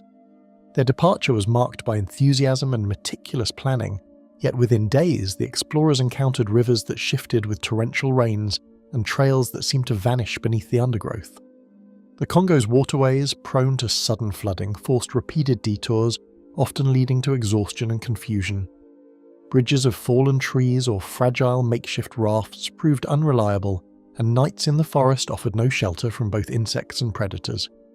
Early journals, now fragmentary, describe a mix of wonder at exotic species and frustration at the landscape's unpredictability. Every river crossing, every muddy plain added layers of risk, emphasizing that their scientific mission existed alongside the constant threat of vanishing entirely. Swamps and sudden floods, tropical diseases and predatory animals combined to create relentless hazards, challenging every step and obscuring any possibility of a straightforward path through the wilderness. Malaria, dysentery and other tropical illnesses were constant companions, draining energy and morale. Crocodiles lurked in narrow river channels, while leopards and venomous snakes threatened during both day and night. Even plants presented danger. Thorny vines and hidden roots could disable or trap a hiker. The forest was alive with threats both obvious and subtle, a chaotic ecosystem that resisted human intrusion, and its vastness meant that no single misstep could easily be corrected. Scattered journals and letters offer tantalizing glimpses of their progress, documenting specimens collected and landscapes traversed, yet gaps in these records hint at growing disorientation or unforeseen calamity. Entries detail rare orchids, insects and birds, yet the dates become irregular, suggesting delayed travel or disrupted routines. Certain passages hint at exhaustion and growing unease, as though the explorers sensed the jungle was testing their resolve. No accounts mention hostile encounters with locals, but the absence of further records raises questions. Did they fall victim to the environment itself, or was some other force at play? These gaps leave historians with fragments of a story, forcing speculation over certainty. Initial search efforts mobilized colonial authorities and fellow scientists, yet the forest's dense foliage and shifting waterways rendered tracking the expedition nearly impossible. Parties sent to retrace the team's intended route found little beyond abandoned campsites or traces of passage erased by rain and plant growth. Even with local guides, searches often ended at impassable rivers or dense thickets, forcing retreats and leaving questions unanswered. The failure of these efforts contributed to the expedition's enduring mystery, highlighting the forest's capacity to obscure human presence and protect its secrets from those who attempt to penetrate its depths. Locals whispered of travellers seen briefly among the trees or strange noises echoing through the forest. But these accounts remain inconsistent and impossible to verify. Some reported fleeting shadows or the distant sound of human voices, while others claimed to see figures crossing rivers or disappearing into misty clearings. Such tales, though anecdotal, fueled speculation that the expedition may have survived longer than official records suggest. Yet the jungle's vastness and its own natural acoustics, rustling leaves, falling branches and distant wildlife, make any report difficult to confirm, creating a tension between rumour and reality that persists to this day. Hypotheses range from fatal illness to animal attacks, accidental drowning, or encounters with tribes defending their territory, yet none fully explain the absence of tangible evidence. Scholars debate whether the disease may have claimed the party swiftly, leaving no survivors, or whether a sudden flood or landslide could have wiped out the expedition. Others consider that local conflicts may have played a role, though no documented accounts support this. Some have even speculated about unknown dangers, hidden within the forest itself, that could erase a group of trained explorers without leaving a trace. Each theory underscores the profound uncertainty surrounding the expedition's fate. The specimens, sketches and observations they might have collected are lost, leaving a permanent void in the historical record of Central African biodiversity and the potential for discoveries never documented. Plants and animals that may have been catalogued remain unstudied, and any insight into ecological patterns from that period is forever missing. Illustrations and notes that could have contributed to understanding migration, reproduction, or regional variation are now irretrievable. The loss of this knowledge intensifies the mystery, as the expedition's disappearance represents not only the vanishing of human lives, but also the disappearance of scientific history that the team might have preserved. The disappearance cast a long shadow over subsequent expeditions, shaping both cautionary tales and persistent fascination among scientists drawn to the Congo's uncharted depths. Future naturalists approached the region with heightened wariness, aware that meticulous planning could not guarantee survival. Colonial administrators and researchers debated risk versus reward, while the jungle itself continued to expand its dominion over areas that few dared to traverse. The story of the lost German naturalists became a reference point for the dangers inherent in exploring the unknown, a stark reminder of the delicate boundary between discovery and disappearance. Even a century later, the fate of the naturalist team remains a subject of speculation, a reminder of the jungle's capacity to conceal history and deny closure to those who enter its heart. Researchers continue to examine maps, fragments of journals, and oral testimonies, yet no new evidence definitively resolves the mystery. The jungle's dense foliage and shifting waterways make it impossible to reconstruct the expedition's path with certainty, preserving the ambiguity of their final movements.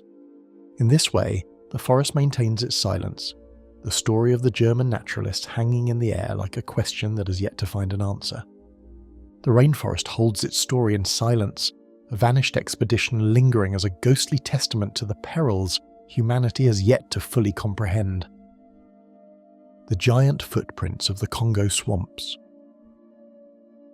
Massive footprints appeared along the muddy margins of the Congo wetlands, their extraordinary size instantly drawing both fear and fascination from anyone who stumbled upon them.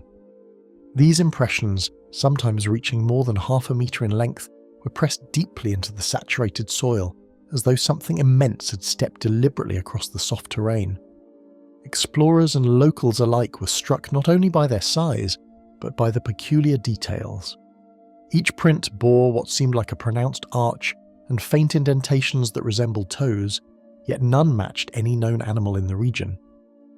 For those who first discovered them, the sight was both thrilling and unsettling, a tangible trace of something wholly unexplained.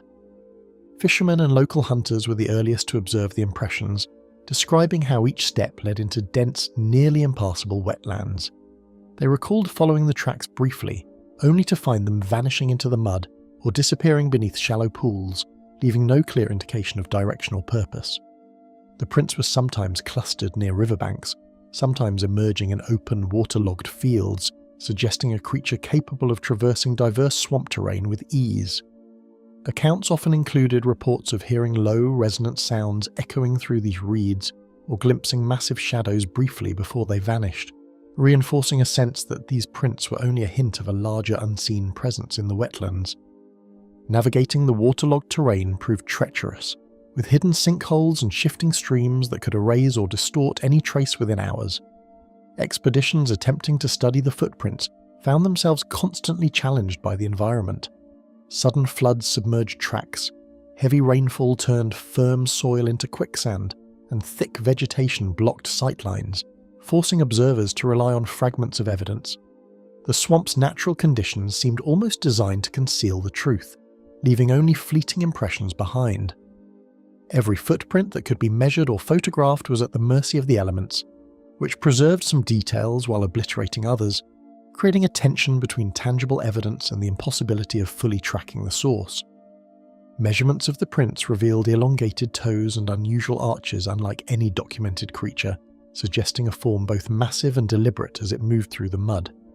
Some prints showed claw-like markings, while others appeared almost human in proportion but far larger, with a stride indicating tremendous weight and a slow, measured gait. Investigators noted that the spacing and depth were inconsistent with known wildlife, ruling out elephants or hippopotamuses in many instances. Even the most thorough casts captured only a portion of each footprint before it degraded, leaving researchers with tantalizing but incomplete data, compelling them to speculate while remaining grounded in the observable facts. Accounts stretching back decades hint at recurring sightings of similar tracks, often dismissed, yet pointing to a phenomenon that resists simple classification. Colonial-era explorers recorded large impressions in swampy regions that local populations had long described, sometimes attributing them to spirits or mythic animals. Later reports in the mid-20th century corroborated the presence of similar prints, noting consistency in size and form over generations. These historical observations suggest that whatever created the footprints has persisted over time, moving unseen yet leaving physical traces that continue to intrigue and mystify. those willing to venture into the challenging wetlands. Local legends speak of colossal beings roaming the wetlands, guardian spirits of the forest, or remnants of a time when prehistoric animals might have still survived in hidden refuges.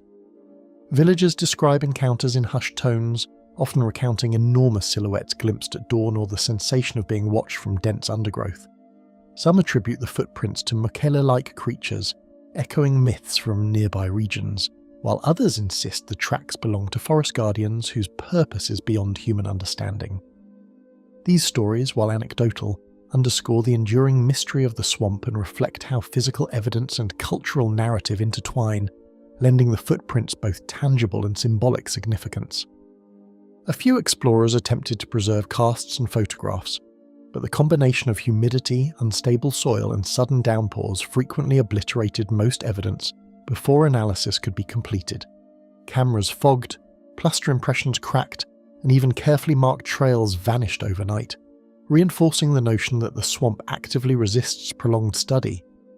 Scientific teams are often left with more questions than answers, having documented the prints in fragments but never tracing them to a conclusive source. The repeated failures to fully capture the tracks only deepened their allure, as each fleeting imprint seemed to taunt observers with the impossibility of revealing the truth hidden within the wetlands.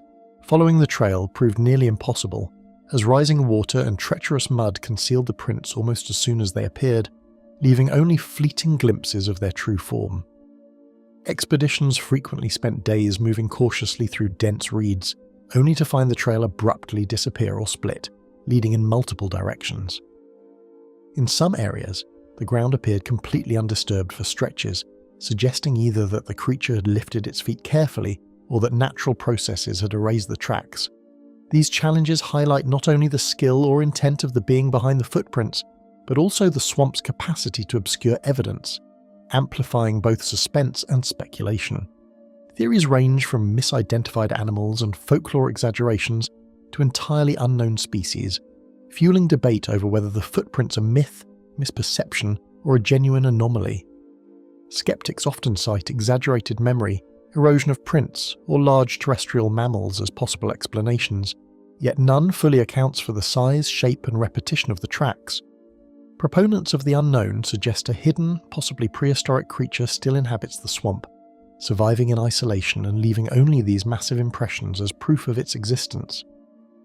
This tension between rational explanation and unexplainable observation lies at the heart of the swamp's enduring mystery, keeping explorers, scientists, and locals alike in a state of cautious fascination.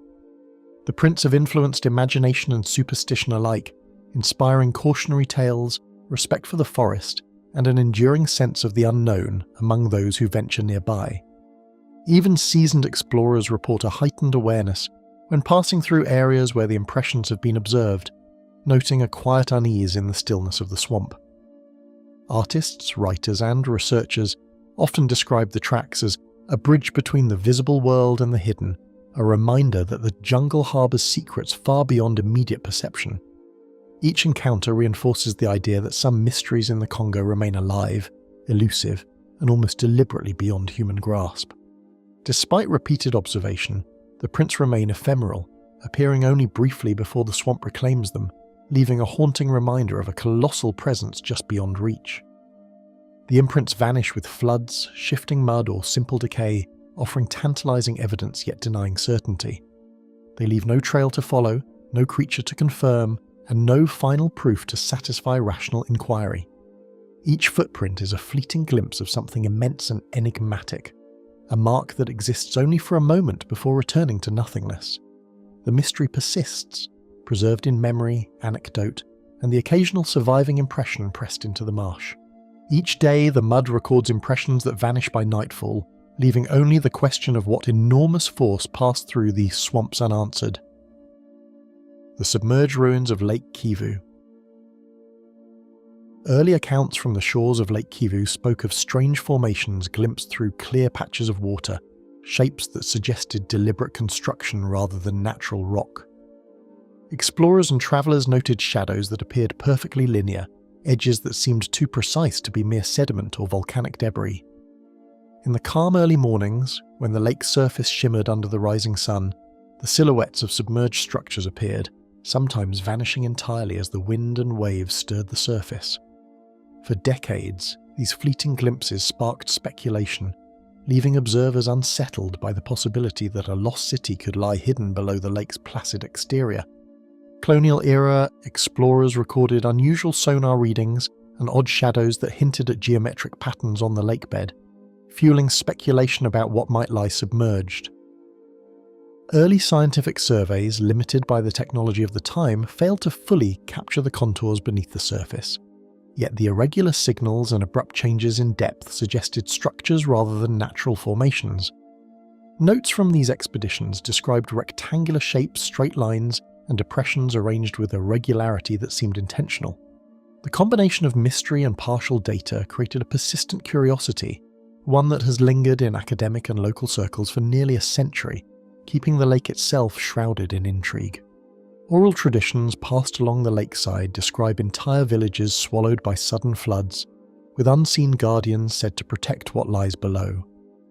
Elders speak of ancestors who fled as the waters rose, abandoning homes, temples, and marketplaces to forces no human could resist.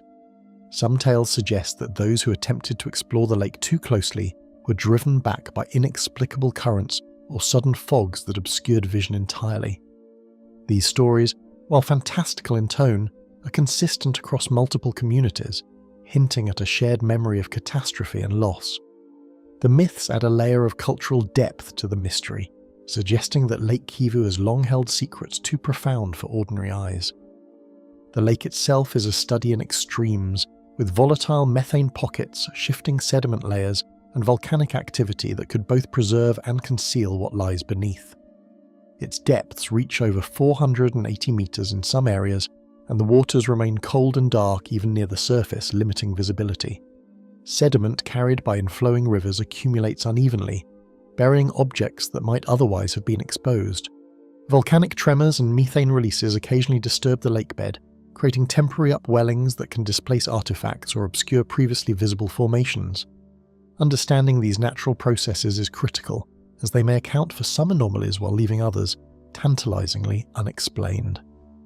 Early 20th century expeditions struggled to map the lake, reporting glimpses of straight edges and rectangular formations that disappeared as currents stirred the water. Canoes and small motorboats offered only a limited perspective, while rudimentary diving gear restricted exploration to brief, shallow excursions. Expedition journals described the frustration of seeing what appeared to be walls, steps, or foundations, only to lose them beneath shifting sediment and murky water. These reports, fragmentary and often contradictory, nevertheless established a baseline for future study and suggested that beneath the lake's seemingly uniform surface, something structured and deliberate might exist. Modern sonar and satellite surveys have occasionally revealed linear depressions and unusual contours, hinting at structures long claimed by the lake but never fully documented. High-resolution sonar mapping shows lines and rectangular shapes inconsistent with surrounding geological formations, sometimes resembling street grids or building foundations. Submersible drones and remotely operated vehicles have captured images of formations that appear layered and symmetrical, sparking renewed interest among archaeologists and geologists alike. Yet even with advanced technology, the lake's opacity, turbulence, and methane outgassing complicate verification, leaving researchers with fragments of evidence that suggest a city once existed, but never confirm it fully. Residents of nearby settlements recount moments when nets snagged on submerged walls or stair-like formations, leaving them wary of certain stretches of the lake. Some describe hearing hollow sounds from below, as if water flows through hidden chambers, or seeing the reflection of unnaturally straight lines beneath the surface at sunset. These accounts, often dismissed as exaggeration, have been reported consistently across decades, hinting at a physical reality that continues to interact with those who live beside the lake.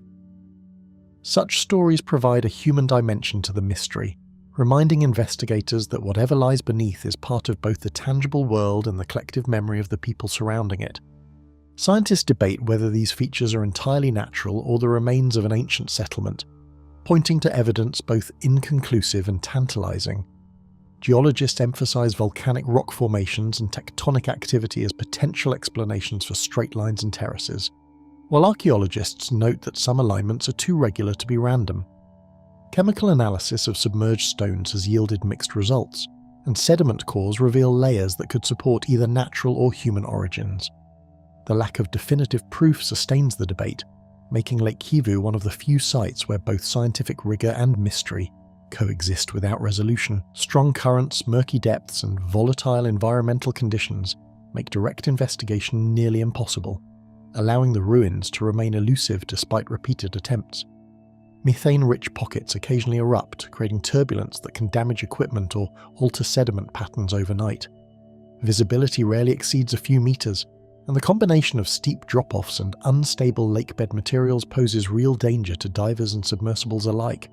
Even advanced sonar and imaging techniques sometimes produce ambiguous readings that shift with each scan. In this environment, certainty is fleeting, and the ruins, if they exist, remain largely inaccessible, locked beneath layers of water, sediment, and time. If these formations prove to be human-made, they could rewrite the understanding of early settlements in the Congo-Rwandan region, suggesting advanced engineering far earlier than previously documented. Scholars speculate about trade, cultural exchange, and architectural knowledge that might have existed among communities previously considered simple or dispersed. Ruins beneath the lake could indicate cities deliberately built near water for sustenance or transportation, later lost to rising levels, floods, or seismic activity. The implications reach beyond regional history, hinting at civilizations whose knowledge, structures, and legacies have been obscured, waiting silently beneath the lake for discovery and recognition. Even with partial evidence, the shapes, shadows, and accounts form a haunting narrative, one that lingers at the edge of comprehension and refuses to resolve. Each expedition, observation, and sonar reading raises as many questions as it answers, reinforcing the lake's aura of impenetrable mystery. The combination of human memory, folklore, and tangible but incomplete evidence sustains a sense of wonder and dread, keeping both scientists and locals equally cautious. In a place where water conceals as much as it reveals, the enigma of Lake Kivu persists, unyielding and eternally compelling. Silent beneath the restless waves, Lake Kivu keeps its sunken city hidden, leaving history trapped where no eye can reach. The nightlights over the Verunga Mountains. Unseen from the valleys below, the peaks of the Verunga Mountains have long been witnesses to flickering lights that defy conventional explanation. Those who have ventured into the region speak of sudden glows appearing high above the jagged ridges, casting ephemeral reflections on the mist-shrouded slopes. The mountains themselves rise like ancient sentinels, their volcanic peaks and dense forests creating a landscape where any unusual phenomenon feels amplified. Eyewitnesses consistently describe the lights as neither celestial nor terrestrial, behaving unlike any fire, lantern, or natural luminescence known to science, leaving both awe and unease in those who glimpse them. Early explorers described luminous shapes hovering silently above ridges, often appearing in clusters before vanishing without a trace. Missionaries and naturalists in the early 20th century noted these phenomena in journals, carefully recording the peculiar behaviour of lights that seemed to drift or pulse with intent.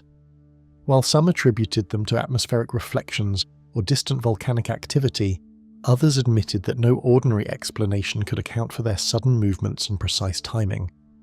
Reports mention that the lights occasionally appear during moonless nights, disappearing once clouds obscure the peaks, further complicating attempts to study or understand the phenomenon. Local elders tell of ethereal lanterns that emerge after dusk, warning travellers or signalling unseen presences among the forested slopes. Among the communities surrounding the mountains, stories circulate of luminous figures that traverse the high ridges and suddenly vanish at the tree line. Many villagers recount that the lights coincide with particular winds or weather patterns and are sometimes considered omens for hunters and herders. Oral traditions maintain that these lights are neither harmful nor malicious, but their unpredictable appearances inspire both reverence and caution, shaping the cultural imagination in a way that scientific accounts alone cannot convey. Park rangers recount sudden illuminations in the night sky, sometimes casting shadows on the terrain, yet fading the moment anyone approaches. Rangers tasked with protecting gorilla populations and monitoring volcanic activity frequently report seeing flashes that move horizontally across the peaks, resembling lanterns but without any discernible source. The light's timing is erratic, often appearing during otherwise calm nights, and their movement can be swift or deliberate, leaving those who see them questioning whether natural laws are at play. These accounts emphasize the simultaneous beauty and terror of witnessing something entirely outside the scope of conventional experience. Geologists and atmospheric specialists note that volcanic emissions and rare electrical phenomena could contribute to the displays, though no single explanation accounts for all sightings. The Verunga Mountains, with their history of volcanic activity, generate localized conditions that can create luminous effects, yet scientists acknowledge that not every observation corresponds with measurable geophysical events. Ball lightning, piezoelectric effects from shifting rock, or rare gas ignitions have been suggested, but none fully explain the patterns, colors, or timing reported across decades. Each hypothesis provides partial insight while reinforcing the enduring mystery of lights that refuse to be captured fully or categorized. Witnesses have described the lights moving with intent, forming arcs, hovering in one spot, or splitting apart as if guided by unknown forces. Some report that the illumination aligns with ridgelines, briefly illuminating hidden valleys before disappearing into the forest canopy.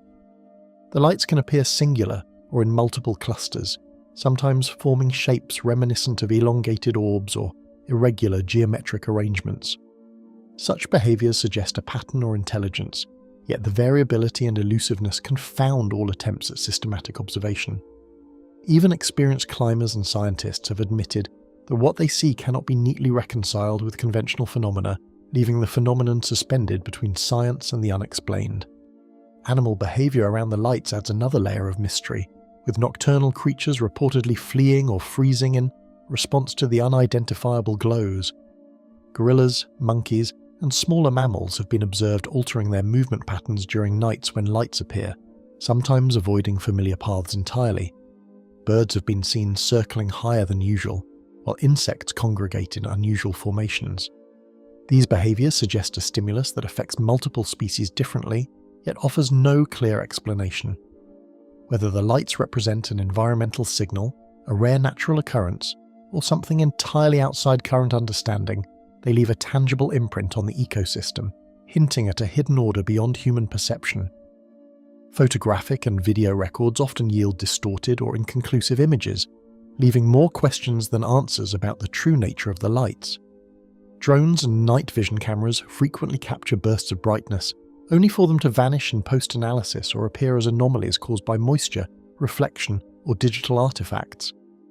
Even when recordings appear to confirm eyewitness accounts, inconsistencies in colour, movement, or duration frustrate researchers and fuel debate.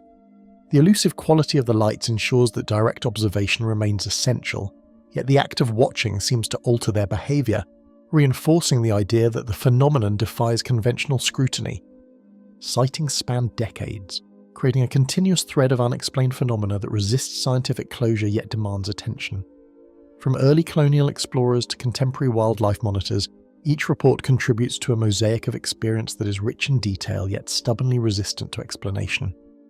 Patterns emerge only to dissolve under closer inspection, and while certain environmental or geological conditions correlate with some events, they fail to account for the most striking or unusual occurrences. The consistency of reports over generations reinforces the notion that the lights are a persistent feature of the Verunga landscape, an enigmatic presence that shapes human perception without ever revealing its origin. The interplay of fascination and fear drives both locals and researchers to observe, speculate, and sometimes retreat, acknowledging the mountain's authority over those who approach. Explorers speak of nights spent in vigil, scanning the ridges for a glimpse of luminous movement, while simultaneously aware of the isolation, predatory animals, and unpredictable weather that define the high-altitude jungle. The lights inspire devotion, anxiety, and meticulous record-keeping, compelling observers to return repeatedly, yet the phenomenon remains fundamentally beyond control. In this way, the mountains themselves seem to assert dominance, guarding their secret with a mixture of beauty, unpredictability, and inscrutable power. Every account, every fleeting glimpse, and every inconclusive photograph reinforces the notion that the Verunga Mountains conceal secrets the night refuses to surrender. Each story, whether whispered around village fires or recorded in expedition journals, adds texture to the mystery, creating layers of meaning and speculation. The lights cannot be forced, trapped, or fully explained, and their continued presence challenges assumptions about the natural world. For those who witness them, the mountains become more than landscape. They transform into an active participant in a spectacle that blends awe, fear, and wonder into a single enduring experience. Under the cold starlight, the Verunga peaks hold their silent vigil, and the mysterious glow above them continues to challenge understanding and stir awe. The skeleton forest of the Sanka River. Mist clings to the Sanka River, shrouding twisted roots and scattered bones that seem almost arranged by unseen hands. The forest here is both alive and strangely still, with sunlight struggling through dense canopies to illuminate fragments of skeletal remains, partially buried or jutting from the soft, humid soil. Explorers have noted the abrupt contrast between the thriving greenery above and the stark white of bones below, a haunting visual that lingers in memory long after leaving the site. Every bend of the river reveals new patterns, suggesting a deliberate order that challenges natural explanations. The combination of water, vegetation, and decay creates a scene both beautiful and unsettling, as if the forest preserves memories it refuses to speak aloud. Colonial-era observers documented bleached skeletal remains in patterns that defied any explanation based solely on natural processes. Reports describe linear sequences, circles, and isolated clusters where bones appear almost deliberately positioned. Early photographs and sketches reveal an unsettling precision, with long bones aligned parallel and skulls often facing in similar directions. Explorers could not determine whether these arrangements were accidental results of floods and animal activity, or the traces of rituals long forgotten. Maps and notes from these expeditions indicate multiple locations along the Sanka where these phenomena repeated, hinting at a landscape shaped not only by natural forces, but by a hidden history now lost to time.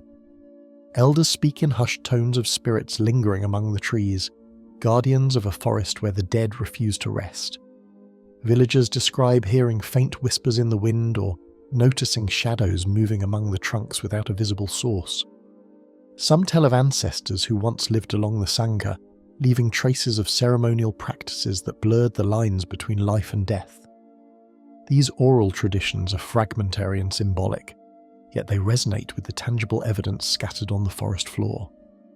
The interplay of cultural memory and physical remains creates a tension in which the forest itself seems conscious, watching over what it has chosen to preserve and leaving outsiders to navigate an atmosphere of unease. Towering kapok trees and meandering waterways create pockets where soil and water preserve fragments of bone while concealing others beneath dense vegetation. The decomposition process in this wet, tropical environment is slow, allowing certain remains to endure for decades, while others vanish into the swampy terrain. Occasional floods shift bones, yet some clusters remain astonishingly intact, resistant to the disruptive power of water and wildlife. The contrast between movement and stasis deepens the mystery. It is as though the forest selectively allows certain skeletons to remain visible, while others are hidden in an almost deliberate pattern of concealment, a secret language written in bone. Certain remains stand upright, form linear paths, or gather in circular clusters, an unsettling choreography that challenges logic. Investigators have carefully measured distances and angles, noting that some patterns recur in multiple locations along the river. These formations cannot easily be attributed to natural causes, as erosion, animals, or flooding would create more random scattering. The regularity suggests some form of arrangement, yet no surviving human group is known to have created such widespread skeletal alignments. Each new cluster invites questions about purpose and meaning. Are these remnants of forgotten rituals, or do they point to something far older and more enigmatic than contemporary understanding allows? Investigators have suggested flooding, animal activity, or shifting riverbanks, yet the recurring alignments resist any conventional explanation. Crocodiles, hippos, and predatory mammals certainly interact with the remains, yet they rarely replicate the precise orientations observed. Seasonal torrents displace certain bones, but many groups remain undisturbed, as though anchored by some force beyond gravity or water. Attempts to simulate the arrangements using natural processes have failed to reproduce the consistency and repetition found in situ. Each new study reinforces the puzzle. The skeletal forest does not conform to the predictable logic of the ecosystem, existing instead at the boundary between natural phenomena and something inexplicably deliberate. Visitors often describe an oppressive stillness, punctuated by sudden glimpses of skeletal outlines, evoking the sense of being observed by the forest itself. The atmosphere weighs heavily, with the thick air and muted light amplifying every rustle of leaves or snapping twig. A single skull caught in a beam of sunlight can dominate a scene, eliciting a mix of awe and dread. Many who traverse the paths report a subtle vertigo, a feeling that the forest floor is layered with the presence of those who came before. In this space, the forest becomes a mediator between past and present, alive with an unspoken vigilance that is impossible to fully rationalize. Seasonal torrents, crocodiles, and hippos disturb the remains, scattering bones, yet peculiar arrangements endure through the cycles of nature. Bones once dislodged are often found reassembled in similar configurations, suggesting that even environmental upheaval cannot erase these formations. Scientific surveys note that while random scattering occurs, the clusters that attract the most attention maintain alignment over long distances. This persistence implies either a repeated influence, natural or otherwise, or an extraordinary coincidence that defies probability. The forest acts as both stage and participant, preserving its macabre display with patience and a precision that humbles even the most meticulous observer. Remote skeletal sites exist worldwide, but the Sanka forest remains distinct for the eerie precision and recurrence that continue to perplex researchers. Unlike burial grounds or mass grave sites, there is no historical record confirming human intervention on this scale. The patterns are too uniform for randomness and too dispersed for a single group's effort. Cross-references to ethnographic studies yield tantalizing hints of ancient ceremonial landscapes, yet none fully account for the alignment, orientation, and repetition observed. Comparisons underscore the uniqueness of the Sanka, a location where environmental and cultural history converge into a mystery that resists categorization, leaving investigators without a clear framework for interpretation. Those who enter feel a palpable tension, as if the forest's history presses down with every step along the moss-covered paths. Shadows lengthen unnaturally under the canopy.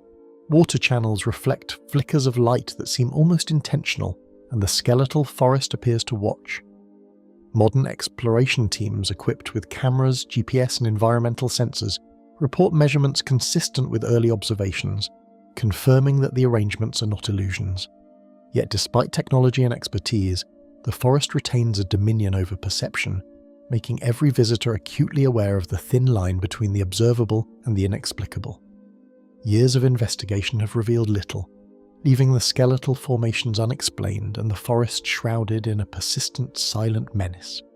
Anthropologists, archaeologists, and ecologists alike return with reports that reinforce the same unsettling truths. The Sanka forest is governed by mysteries that refuse simplification. Each expedition uncovers new bones, new patterns, new questions, yet definitive explanations remain beyond reach.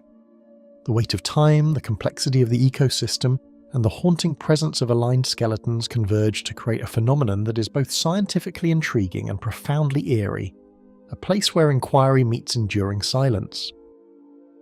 Every visitor departs with the lingering impression that the bones entwined in the Sanka's roots belong to stories the forest has chosen never to tell. The mysterious metallic sphere found by miners. Deep in the dense foliage of the Congo jungle, in a remote mining region seldom reached by outsiders, workers reported uncovering an object that defied explanation. Buried beneath layers of clay and stone, it appeared as a perfectly smooth metallic sphere, its surface unmarred by seams, scratches, or corrosion. For the miners, accustomed to the predictable hardships of the earth, the discovery was immediately unsettling. Yet it was only after attempts to lift and examine it that the true strangeness of the object became apparent. The sphere seemed unnaturally heavy for its size, resisting conventional measures of assessment and evoking unease among the crew. Initial photographs circulated quietly among regional geologists, who noted the sphere's density and metallic composition as unusual. Laboratory tests later revealed an alloy that did not precisely match any known industrial or naturally occurring materials commonly found in the region. The sphere's surface unusually reflected light, lacking the crystalline patterns or oxidation typical of metals left underground for extended periods. Some speculated it might be a relic of past mining experiments or military activity, yet no records existed indicating such operations in that isolated area, leaving the sphere's origin ambiguous and troubling. The miners described how the sphere produced a faint humming sound when moved, a tone so subtle it could easily be dismissed, yet persistent enough to suggest an internal structure or resonance. Scientists who later visited the site noted that the sound frequency did not correspond to any known mechanical vibrations or acoustic phenomena associated with underground rocks or metal. Instruments designed to measure electromagnetic activity detected faint but measurable anomalies surrounding the object, though these readings were inconsistent and difficult to replicate. Each examination deepened the sense that the sphere was an anomaly resisting conventional scientific classification. Local legends whispered in nearby villages added an unexpected layer to the story.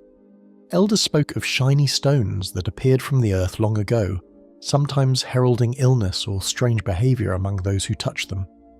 Anthropologists who recorded these accounts noted that many such stories were tied to natural mineral deposits or rare geological formations, yet few could fully explain the precise descriptions matching the metallic sphere's reported features. These intersections of folklore and fact gave the discovery an unsettling cultural resonance, as if the jungle itself guarded secrets beyond human comprehension. The sphere's discovery sparked curiosity among regional mining authorities, who allowed limited investigative access while fearing the logistical and security challenges posed by the remote location. Explorers described the journey through the thick rainforest, encountering unbroken canopy and treacherous terrain, and noted that the area surrounding the find seemed oddly devoid of wildlife, a stark contrast to the otherwise vibrant ecosystem. Some suggested that this unusual stillness could be a coincidence, but the combination of the sphere's mysterious properties and the environmental anomalies around it made the site a focus for cautious scientific observation. Attempts to cut, drill, or otherwise examine the sphere physically proved frustratingly ineffective. Tools that would easily pierce or shape ordinary metals dulled quickly or failed when applied to their surface. Laboratory imaging and X-ray techniques provided limited insight, revealing an interior that was homogeneous and dense, with no discernible mechanical components or cavities. Experts in metallurgy and materials science acknowledged that while unusual metal formations occur naturally, none matched the precision, symmetry, or internal uniformity observed in the sphere, leaving its origin and purpose unresolved. The psychological impact on the miners and scientists who spent time near the object was notable. Several reported a sense of unease or disorientation, describing mild vertigo, headaches, or heightened alertness when close to the sphere. While some of these experiences could be attributed to the environmental stress of deep jungle work or the natural psychological effect of encountering the unknown, the consistency of these reports across multiple individuals raised questions about whether the object itself exerted a subtle influence or if it simply inspired a profound cognitive response to the inexplicable. Media coverage was minimal at first, constrained by the remote location and the logistical difficulty of independent verification. Accounts published in regional newspapers and scientific journals focused on the technical aspects of the discovery, such as the sphere's mass, diameter, and reflective properties, but rarely ventured into speculation about its origin. Yet word of the find spread quickly among amateur explorers and cryptid enthusiasts, who linked it to other mysterious metallic artifacts reported globally, though none bore the combination of weight, density, and surface perfection described by the Congo miners. Attempts to date the sphere using standard geological methods yielded inconclusive results. While the surrounding soil layers could be dated to specific erosion events and sediment deposits, the metallic sphere itself showed no signs of corrosion or oxidation that might indicate age. This resistance to natural weathering contradicted conventional understanding of metallurgy in tropical environments, where iron and other metals typically oxidize quickly. The sphere seemed in essence impervious to time, further heightening the mystery and raising questions about whether it was artificially engineered, naturally occurring, or something entirely beyond conventional science. Researchers who studied the sphere noted its unusual symmetry, observing that it maintained an almost flawless spherical shape within a fraction of a millimeter. while natural processes such as erosion or mineral formation occasionally produce round stones. The precise geometry and polished surface suggested deliberate shaping or formation. Some metallurgists considered the possibility of ancient metallurgy or lost techniques, but historical records of ironworking or alloy production in the region did not indicate the capacity for producing such a perfectly spherical object. Its precision remained a puzzle, resisting every known method of replication. The sphere continued to confound attempts at functional analysis.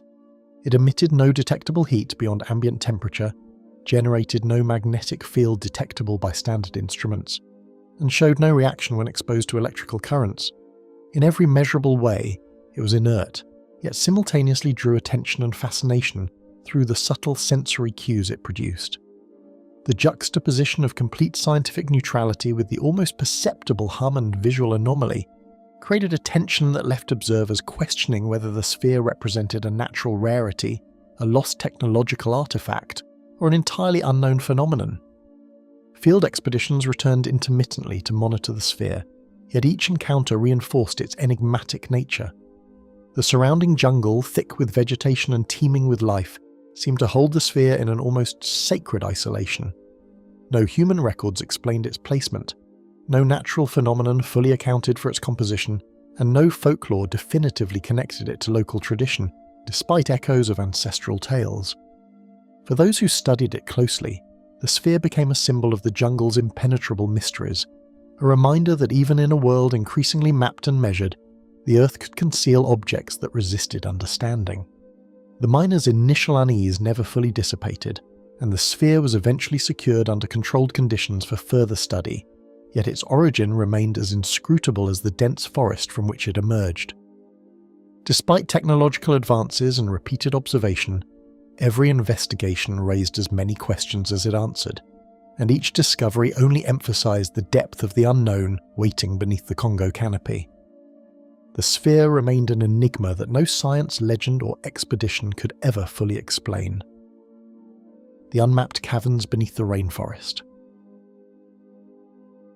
The Earth suddenly gave way to darkness, revealing hidden entrances to caverns that had escaped every previous survey and defied all expectations of the terrain above. The openings appeared almost as if the jungle itself had concealed them for centuries, obscured by roots, fallen logs, and thick soil deposits. Early explorers approached with trepidation, aware that every step into the shadowed hollows carried the weight of both physical danger and the unknown. Torches flickered against jagged rock faces, casting fleeting light on corridors that seemed to stretch indefinitely, leaving the human eye struggling to gauge depth or scale. Vines twisted as living barriers, and waterlogged paths sank under each step, turning the approach to the first openings into a test of endurance and resolve. The rainforest above roared with insects, birds, and distant rivers, yet each sound dimmed as explorers neared the cavities, swallowed by the hollowed stone. Equipment became cumbersome in the dense undergrowth, and each misstep risked injury or loss of vital supplies. These challenges ensured that only the most determined teams ever reached the entrances, which likely contributed to the cavern system remaining unmapped for so long. A narrow slit in the rock appeared without warning, its shadowed interior swallowing the explorers' torches in moments, leaving them with only instinct to guide each cautious movement. The initial passage was low and uneven, forcing team members to crouch or crawl through tight tunnels. The air shifted abruptly, carrying the scent of damp stone and stagnant water, and an almost imperceptible coolness hinted at chambers lying far beyond their first view. Each step produced echoes that bounced irregularly, as though the caverns themselves were testing the intruder's attention. Inside, walls of stratified limestone stretched upward and outward, streaked with mineral veins, while formations jutted in impossible angles, shaped by water flows over millennia. Stalactites hung like silent sentinels, and stalagmites rose from the floor in uneven clusters, some meeting above to form natural columns. Occasional pools of clear water reflected the dim torchlight, doubling the perception of space and creating the illusion of depth where none existed. The scale and intricacy of the formations suggested an age beyond any human record, a subterranean world sculpted without conscious design. Every sound seemed to twist and multiply, with footsteps echoing from unseen chambers and distant dripping water, producing patterns no one could predict. whispering drafts carried through narrow fissures, producing tones that resembled faint voices or wind passing over hollow objects. Scientists later confirmed that such acoustic anomalies occur naturally in large caverns, yet the precision and consistency of these echoes confounded expectations. For the explorers, the effect was disorienting, reinforcing the sense that they had entered a space governed by its own rules, removed from the surface world. Elders recounted stories of narrow tunnels and vast hollows known only in legend, spaces used for rituals or as secret routes long before explorers arrived.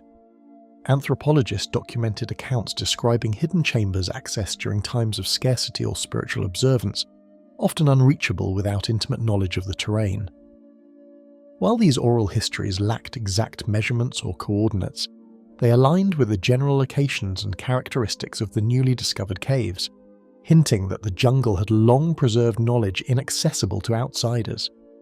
Sudden chambers opened like hidden arenas, some vast enough to obscure the ceiling in shadow, with walls glinting from embedded minerals and crystalline outcroppings.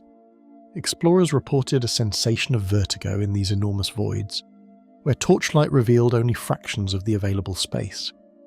Underground rivers meandered through some areas, carrying sediment and sculpting the floors over centuries. The sheer immensity of these chambers suggested that what had been surveyed was only a fraction of the network, leaving much still concealed by twists, turns, and unmapped connections.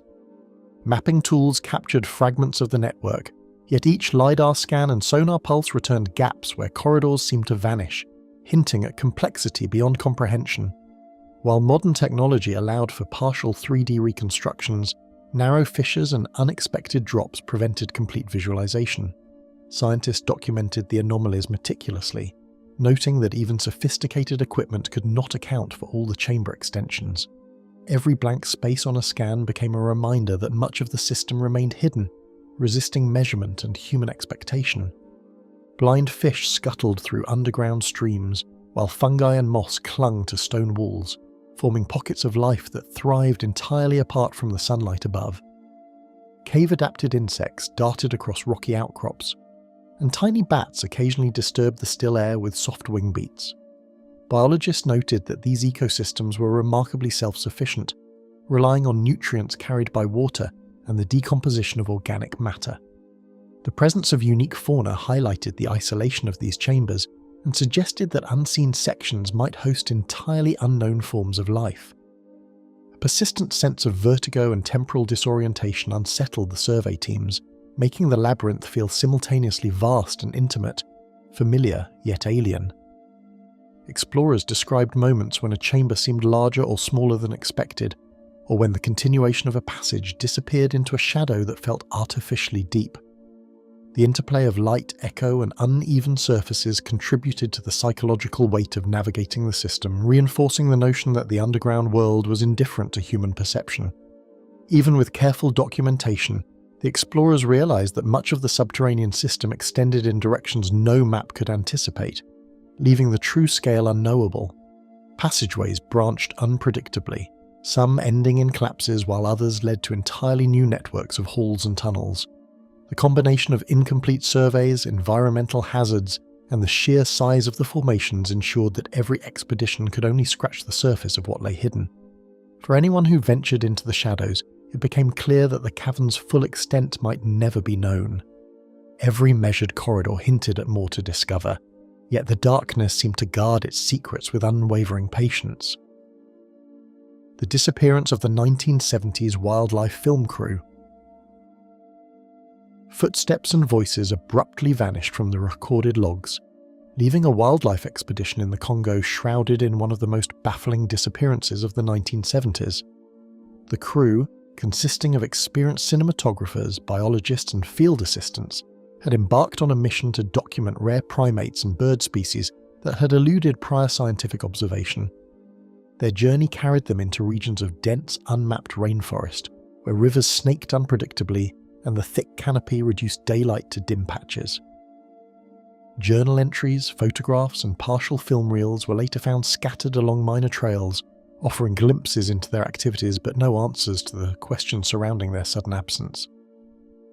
Meticulous preparations filled the weeks before departure, with crates of camera gear, film reels and scientific instruments loaded onto trucks and eventually carried by porters toward remote forest clearings. The team relied on long lenses, portable generators, and chemical processing kits for on-site film development, reflecting the technological limitations and ambitions of 1970s wildlife filmmaking. Maps provided by colonial-era surveys guided their route, yet large swaths of the rainforest remained uncharted, forcing the crew to adapt constantly to terrain that shifted unexpectedly with rainfall and erosion. Each carefully plotted plan was met with the unpredictable realities of the environment. The crew's first days were filled with the relentless rhythm of the rainforest, where elusive primates and rare birds revealed themselves only in fleeting glimpses. Observers noted that even well-documented species such as the bonobo or the Congo peafowl were exceptionally wary of humans, requiring patience and silent movement for any meaningful footage. Team members recorded animal behaviours that had seldom been observed, including nesting patterns, feeding rituals, and interspecies interactions, all while navigating muddy banks, dense undergrowth, and occasional swarming insects. Every recorded moment underscored the difficulty of balancing scientific observation with the necessity of survival in such an isolated environment. Rivers swelled unpredictably, heavy rains transformed paths into slick mud, and dense vegetation blocked line of sight, turning each movement into a careful negotiation with the landscape. Crossing even shallow waterways presented hidden dangers, from submerged routes to sudden drops in riverbeds, and constant rainfall increased the risk of illness from exposure and contaminated water. Mosquitoes, leeches, and other insects posed both discomfort and disease risk, while the oppressive humidity tested equipment and human endurance alike.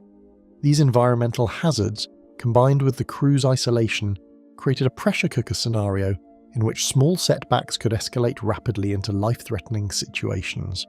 Fragments of damaged cameras and scattered film reels, later discovered in small clearings, bore silent witness to their presence, yet offered no clue to the direction they had taken.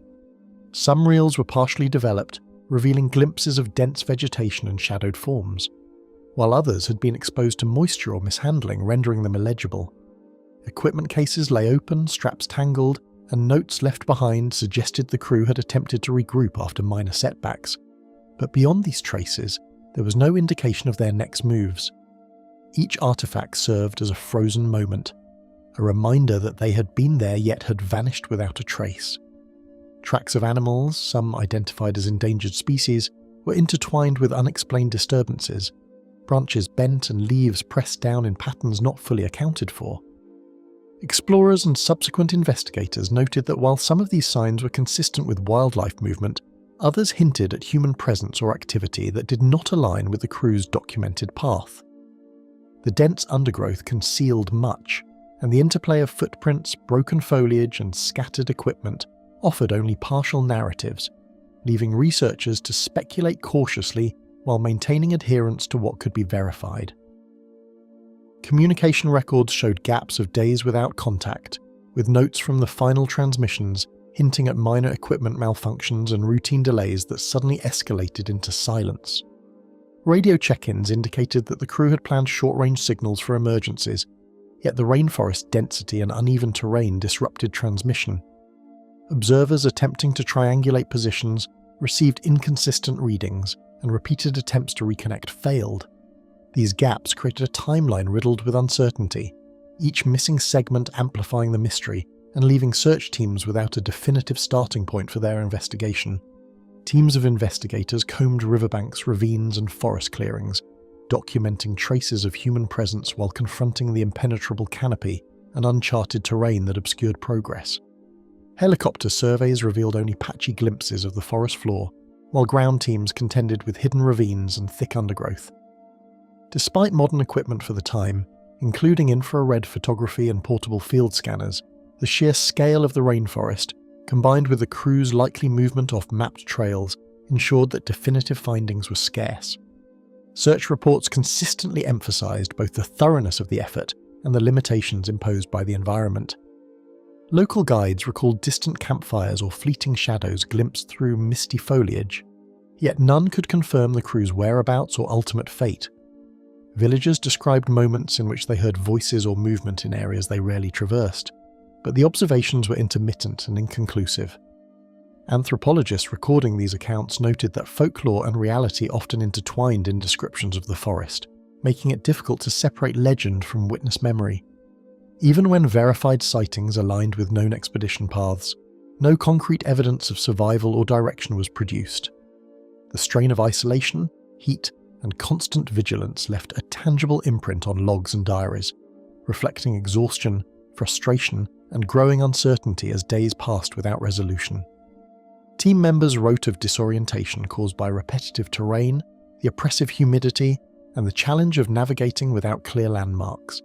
The psychological burden of maintaining focus for both safety and documentation was compounded by the anticipation of rare wildlife encounters that might never appear, creating a cycle of tension and disappointment that can leave even the most experienced naturalists mentally and physically taxed. Even after extensive investigation, no definitive evidence explained what had happened, and each fragment of the crew's path only amplified the questions surrounding their disappearance. Film reels, equipment, and partial field notes provided tantalizing glimpses into their journey, yet did not explain the ultimate vanishing.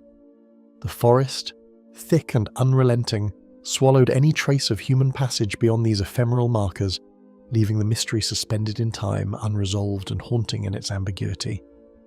The rainforest seemed to absorb every trace of their passage, leaving nothing but the lingering question of whether they had vanished by accident, misfortune, or something far stranger. The ancient ironworking sites of the Congo Basin. Burnt furnaces and piles of slag emerged from beneath layers of soil and vegetation, hinting at ironworking practices far more advanced than scholars expected.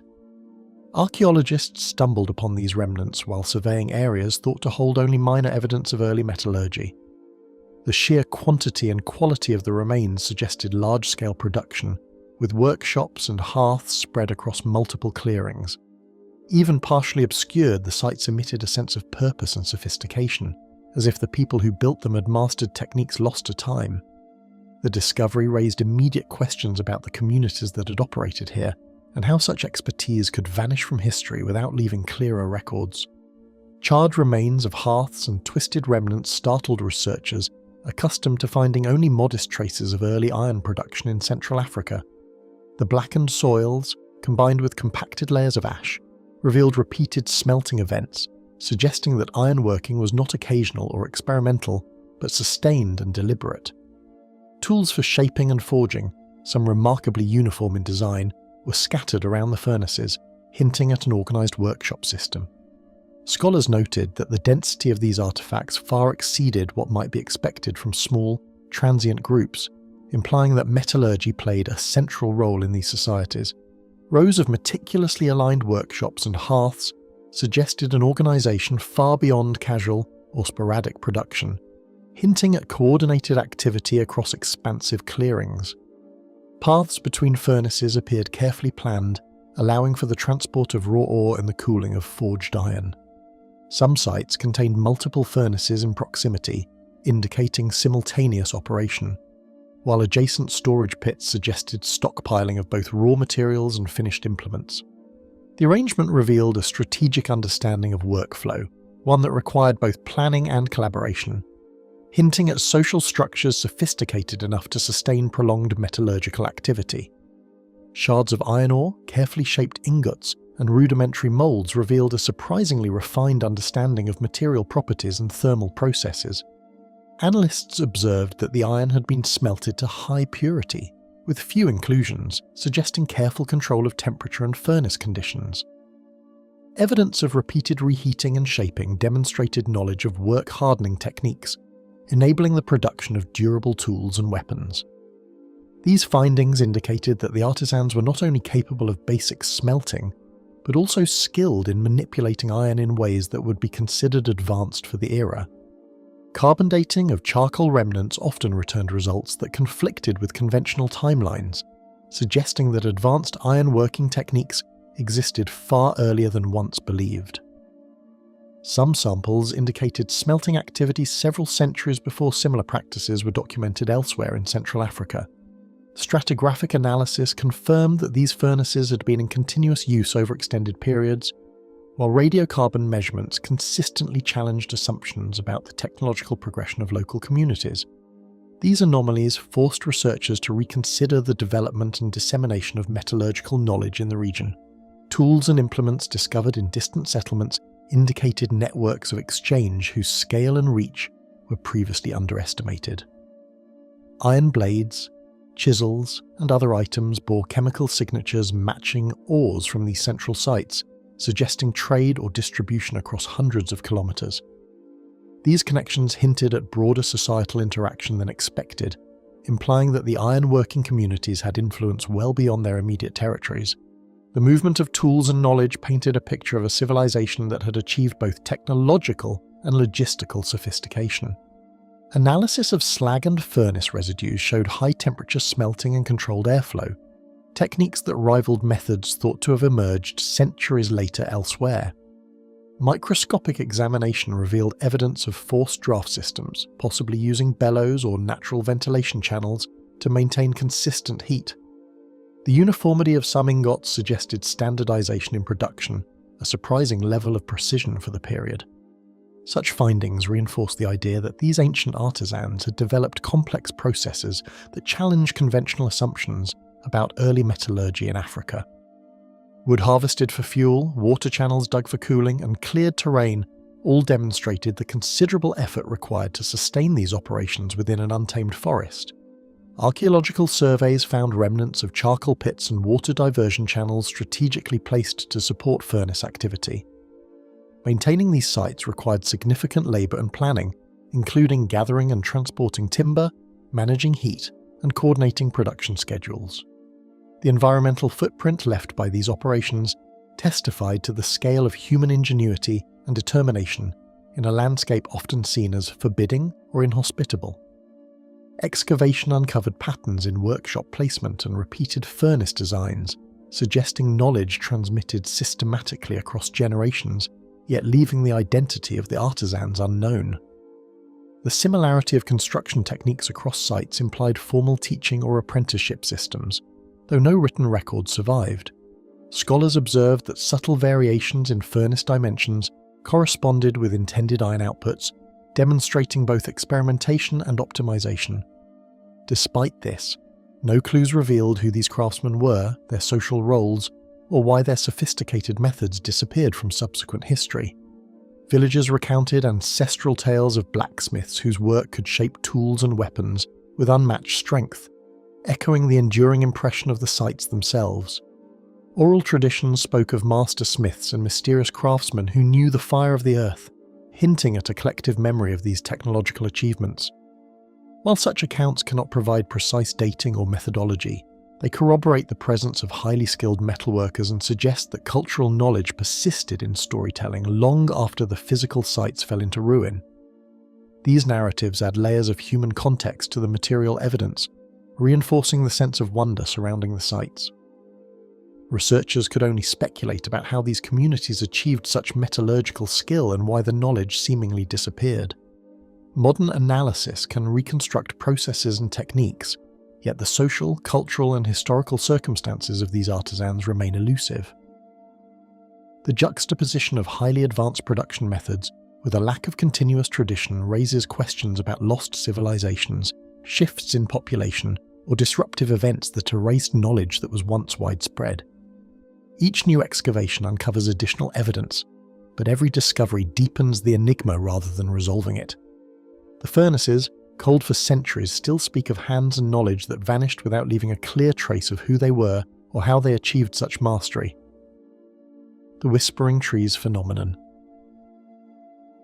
At certain moments, the wind moving through the forest seems to carry voices, as if the trees themselves are murmuring secrets long forgotten. Explorers passing through particular groves report an uncanny sensation, where the rustling of leaves takes on a rhythm and cadence that feels deliberate rather than random. Even in the absence of any obvious source, the sound lingers in the air, weaving through the trunks and branches with an almost sentient quality. Those who pause in the hush of these areas often describe a fleeting sense of being observed, as if the forest is aware of their presence and responding in a language they cannot comprehend. Subtle tonal shifts ripple through the rustling leaves, with sounds rising and falling in patterns that defy ordinary gusts of wind. At times, the whispers swell into distinct pulses, a brief harmony of airy murmurs that seems too structured to be mere coincidence. Acoustic sensors deployed by environmental scientists have recorded these fluctuations, revealing sequences and frequencies that challenge standard interpretations of wind dynamics. Even the simplest gusts produce echoes that travel in unusual ways, bouncing off tree trunks and cliff faces, creating layers of sound that appear intentionally arranged. These whispers appear most often in narrow valleys or groves where the trees grow in peculiar clusters, creating corridors of sound that twist unpredictably. The geometry of these formations, combined with the natural topography, seems to amplify and distort otherwise ordinary noises. Some groves possess a near-perfect symmetry that aligns with wind currents, producing sustained vibrations in certain leaves and branches. Over time, these pockets of acoustic anomaly have been mapped, revealing a striking consistency in the locations where the whispering is strongest, despite seasonal variations in climate and wind patterns. For generations, villagers have described the same phenomenon, recounting tales of spirits or ancestors speaking through the forest in voices only the attentive can perceive. Elders tell of talking trees that relay warnings or secrets, sometimes in response to human intrusion, other times spontaneously. These oral histories, recorded by anthropologists, emphasize the uncanny reliability of the phenomenon across decades, with different communities repeating remarkably similar descriptions.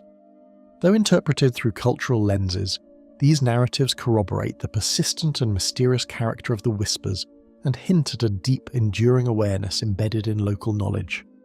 Field teams attempting to record the sounds with sensitive microphones noted consistent sequences, though no known biological or mechanical source fully accounted for them. Audio spectrograms reveal harmonic patterns that mimic speech-like cadence, with intervals that suggest intentionality. In several studies, devices captured sounds when no wind was present or when animals were absent from the area, further confounding conventional explanations. These results point to an anomaly that resists simple categorization, sitting at the intersection of natural acoustics and phenomena that border on the inexplicable. Certain echoes repeat at intervals or form tonal structures that resemble speech, prompting questions about whether the phenomenon is purely natural. Researchers noted that these patterns occasionally include subtle rises and falls resembling syllables, but without recognizable words. The persistence of these tonal sequences over years of observation makes random coincidence unlikely. Acoustic specialists continue to debate whether the effect arises entirely from environmental conditions or if the forest produces something far more intricate than currently understood, a mechanism still concealed among branches and leaves. The forest layout appears to amplify and distort sounds, with valleys, riverbeds, and dense canopy creating acoustics that can confuse distance and direction.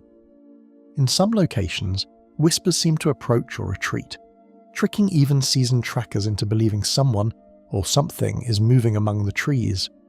Small depressions, hollow logs, and particular arrangements of tree trunks all contribute to unusual reflections and reverberations. Yet, these documented factors alone fail to explain why certain areas consistently produce precise and patterned whispers while neighbouring groves remain silent. Explorers often report heightened awareness of the phenomenon in isolation, with fatigue and expectation subtly influencing how each whisper is interpreted. Individuals walking alone at dawn or dusk frequently note that the forest seems alive with unidentifiable murmurs, while those in groups are less likely to perceive the same effects. Psychological factors undoubtedly influence perception, yet multiple independent observers have described identical tonal qualities in the same locations, suggesting that the source is at least partly external to human interpretation. The interplay of mind and environment seems inseparable from the experience itself. While other forests produce eerie sounds, none have been documented to have the same recurring tonal patterns or perceived complexity observed in the Congo's whispering groves. Studies in temperate and tropical forests worldwide show rustling, creaking, and wind-modulated sounds, but these typically lack the repeated sequences or speech-like qualities that define the Congo cases. Comparative analysis underscores the singularity of the phenomenon and reinforces its status as an enduring enigma, inviting ongoing scrutiny and speculation among both scientists and local observers. Acoustic studies, computer modelling, and repeated field observations have yet to fully explain the precision, consistency, or occasional eeriness of these sounds. Researchers continue to measure airflow, leaf morphology, and canopy density, but each variable only partially accounts for the observed effects. Attempts to reproduce the sequences artificially have failed, leaving open questions about whether the phenomenon is a unique product of this specific ecosystem or the result of a factor not yet recognized. The forest seems capable of producing something beyond simple environmental noise, a pattern that persists despite human attempts to rationalize it. The forest continues to produce these voices without offering clarity, leaving all who enter uncertain whether they have heard nature, illusion, or something beyond comprehension. Each visit reveals new variations in timbre and rhythm, ensuring that no single recording or observation captures the full spectrum of the phenomenon. For those who linger in the whispering groves, the experience is both mesmerizing and unsettling, a reminder that the jungle holds mysteries resistant to explanation, and that some of its secrets are audible only to those willing to listen closely. Between rustling leaves and the wind's passage, the forest carries whispers that refuse to yield their meaning to human understanding. The unidentified predator of the Ituri. Reports of unexplained attacks in the Ituri forest describe livestock and wildlife left mutilated in ways that defy conventional predation. Hunters and villagers have recounted scenes where goats, pigs, and even young cattle are found with deep, precise wounds, often devoid of blood in expected patterns. The remains sometimes suggest a level of strength or technique that surpasses known predators in the area. These events, recurring over decades, have left local communities wary of the forest and scientists intrigued as they grapple with evidence that cannot be neatly explained by lions, leopards, or hyenas. Hunters returning from the dense undergrowth often discovered tracks and signs suggesting a creature of unusual size and strength. Impressions in soft soil hint at a weight far exceeding that of known jungle predators, with elongated claws and paw structures that resist direct comparison. Occasionally, broken branches and flattened underbrush indicate rapid, purposeful movement through thick vegetation. Each discovery reinforces the sense that an apex presence inhabits the Ituri, one that moves with skill, efficiency, and an intelligence that seems to anticipate the behavior of its prey. The predator appears to strike at twilight, selecting prey in a pattern that hints at intelligence rather than random hunger. Attacks often follow predictable cycles, targeting weaker animals or isolated groups, while leaving others untouched. The timing, when light is low but not fully dark, suggests an understanding of visibility and stealth, allowing the predator to minimize risk while maximizing success. Observers have noted that even when human settlements are nearby, the attacks are remarkably precise, further challenging conventional explanations for predator behavior. Examination of bite marks and claw impressions reveals shapes and pressures inconsistent with any documented species in the region. Teeth impressions sometimes show spacing and curvature unlike any known feline or canine, while wounds suggest a force capable of crushing bone with minimal effort. Claw scratches appear at odd angles, some horizontal, some vertical, as though the animal can adapt its attacks to the terrain. Forensic analysis of these injuries has produced no definitive match, leaving a perplexing void in understanding the predator's physical identity. Those who have glimpsed the creature describe fleeting shadows, heavy movements, and eyes that seem aware of being watched. Witnesses report glimpses of large, dark forms moving silently between trees, often vanishing before a full view is possible. The most detailed accounts mention reflective eyes, larger than those of any known carnivore in the region, and movements that combine speed with an almost human-like deliberation.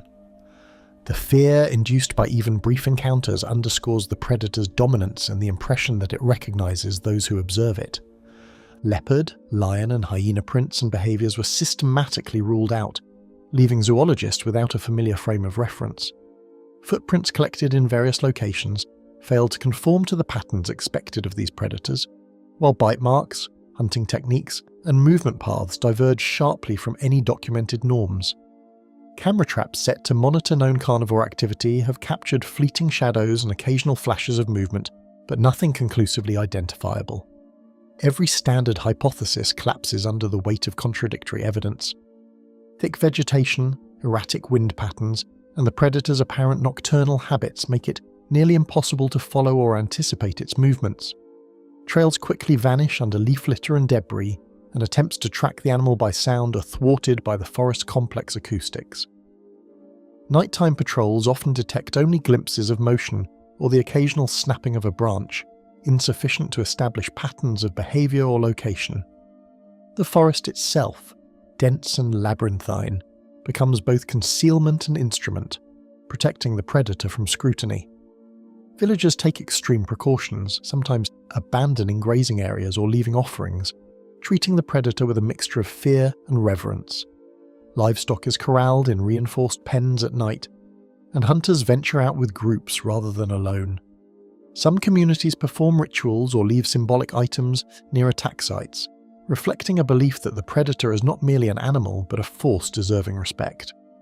These responses illustrate how local knowledge and superstition intertwine with tangible evidence, acknowledging the predator's presence while remaining uncertain about its nature. Camera traps, footprint casts, and scat analysis have produced inconclusive results, documenting activity without ever revealing the creature itself. Occasional images show indistinct shapes, blurred by movement or partially obscured by foliage, while hair and scat samples have yielded no clear DNA matches to known species. Zoologists and wildlife officers continue to collect data, but the predator's elusiveness ensures that every lead generates more questions than answers. The pattern of evidence points to an intelligent and cautious hunter, adept at avoiding observation, while leaving unmistakable signs of its existence. Each new attack or footprint deepens the enigma, highlighting a predator that exists on the edge of human understanding and scientific classification. Even as the forest is surveyed and monitored more extensively than ever before, the creature remains a ghostly presence, resisting definition and confirmation.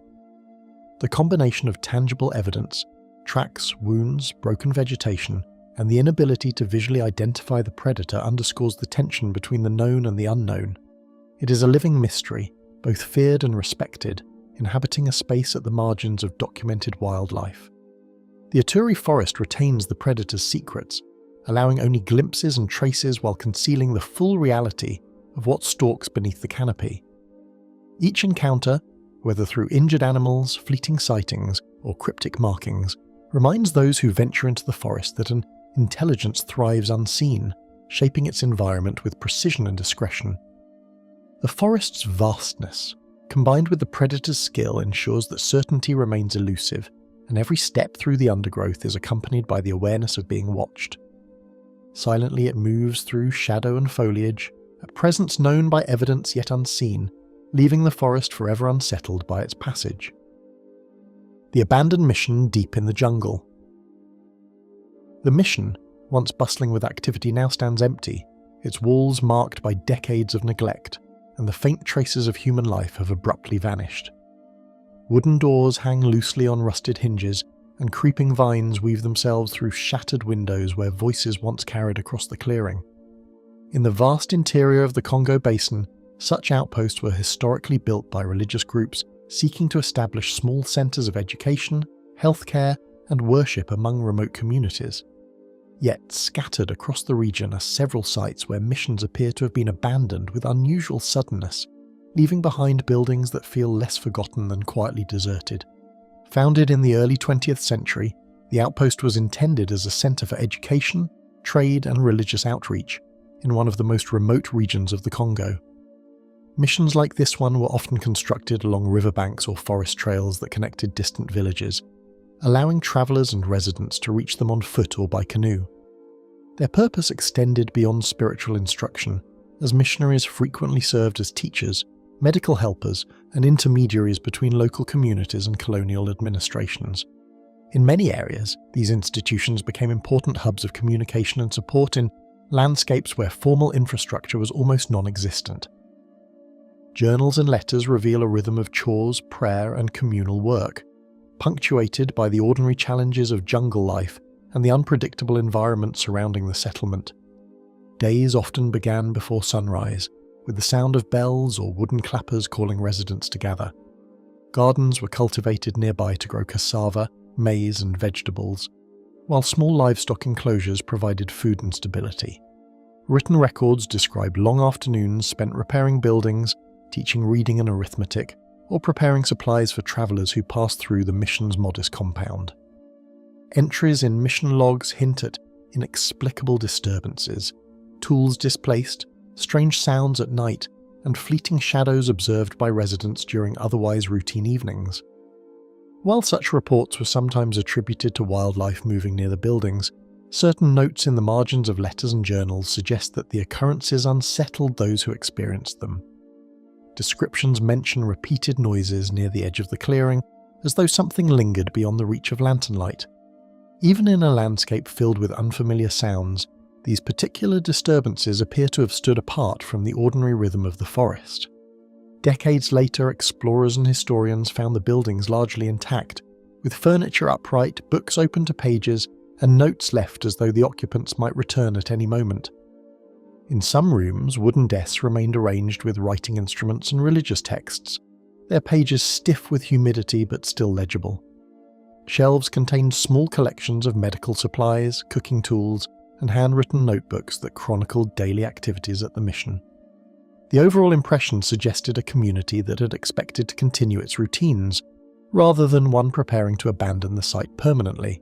Scattered utensils, half-prepared meals, and clothing left on cots suggested departure that was sudden and unplanned, creating an unsettling impression of urgency. Metal pots sit blackened by old cooking fires, and wooden bowls remain stacked near what once served as the mission kitchen. In sleeping quarters, woven mats and folded blankets rest exactly where they were last used.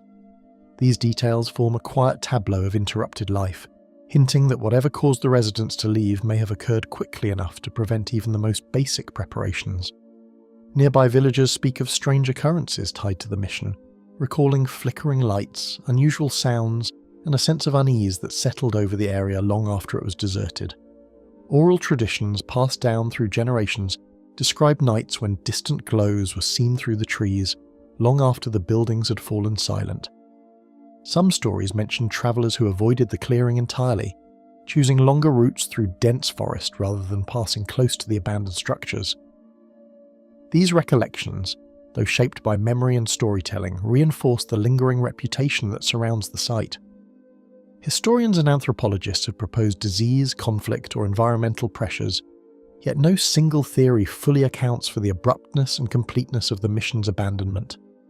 In the early 20th century, epidemics and logistical hardships frequently disrupted remote settlements, sometimes forcing communities to relocate quickly. Political tensions and shifting colonial boundaries also played roles in the closure of certain missions. However, many documented closures were accompanied by organised departures or official records explaining the circumstances, details that appear incomplete or missing in this particular case. Subtle markings on walls, partially buried artefacts, and faint impressions in surrounding soil resist clear interpretation, hinting at events that remain undocumented and mysterious. Carved symbols etched into wooden beams may represent routine markings or simple repairs, yet their meaning is uncertain without the voices of those who made them. Outside the buildings, fragments of tools and household objects lie beneath layers of leaves and soil, suggesting that activity once extended well beyond the mission's central courtyard. Each artifact offers a fragment of evidence, but none provides a complete explanation for the sudden silence that followed. The mission continues to draw curiosity from those willing to venture into the jungle, each visitor encountering fragments of a story that refuses to be fully reconstructed. Researchers documenting historical missions in the Congo Basin often note the contrast between well-recorded sites and those where records fade into uncertainty. In this clearing, the jungle has slowly reclaimed paths and gardens, softening the outlines of buildings that once symbolized stability and community. Yet the structures remain standing, preserving the physical memory of lives that once filled them. Even with careful study, the space evokes the lingering presence of people who vanished without explanation, turning the mission into a quiet archive of unanswered questions. The forest hums with insects and distant wildlife, much as it must have during the mission's earliest days. Standing within the empty buildings, it becomes easy to imagine the voices, footsteps, and routines that once defined this place, now reduced to faint echoes preserved in decaying wood and fading paper. The empty halls of the mission whisper of lives interrupted, while the jungle keeps its secrets tightly sealed within shadowed corridors. The endless river, whirlpools of the Congo. Vast currents roll steadily through the Congo River, yet within certain stretches the water suddenly begins to twist into powerful whirlpools that seem to form without warning. At first glance, the surface appears calm, reflecting the surrounding rainforest in long bands of brown and green. Then the motion begins, a slow, tightening circle that draws drifting branches inward, as if guided by an invisible hand. In a river already known for immense force and depth, these whirlpools stand out as one of its most unsettling and least predictable features. Measured by the volume of water it carries toward the Atlantic Ocean, the Congo River ranks among the most powerful waterways on Earth. Every second, enormous quantities of water surge downstream, fed by countless tributaries draining the vast Congo Basin.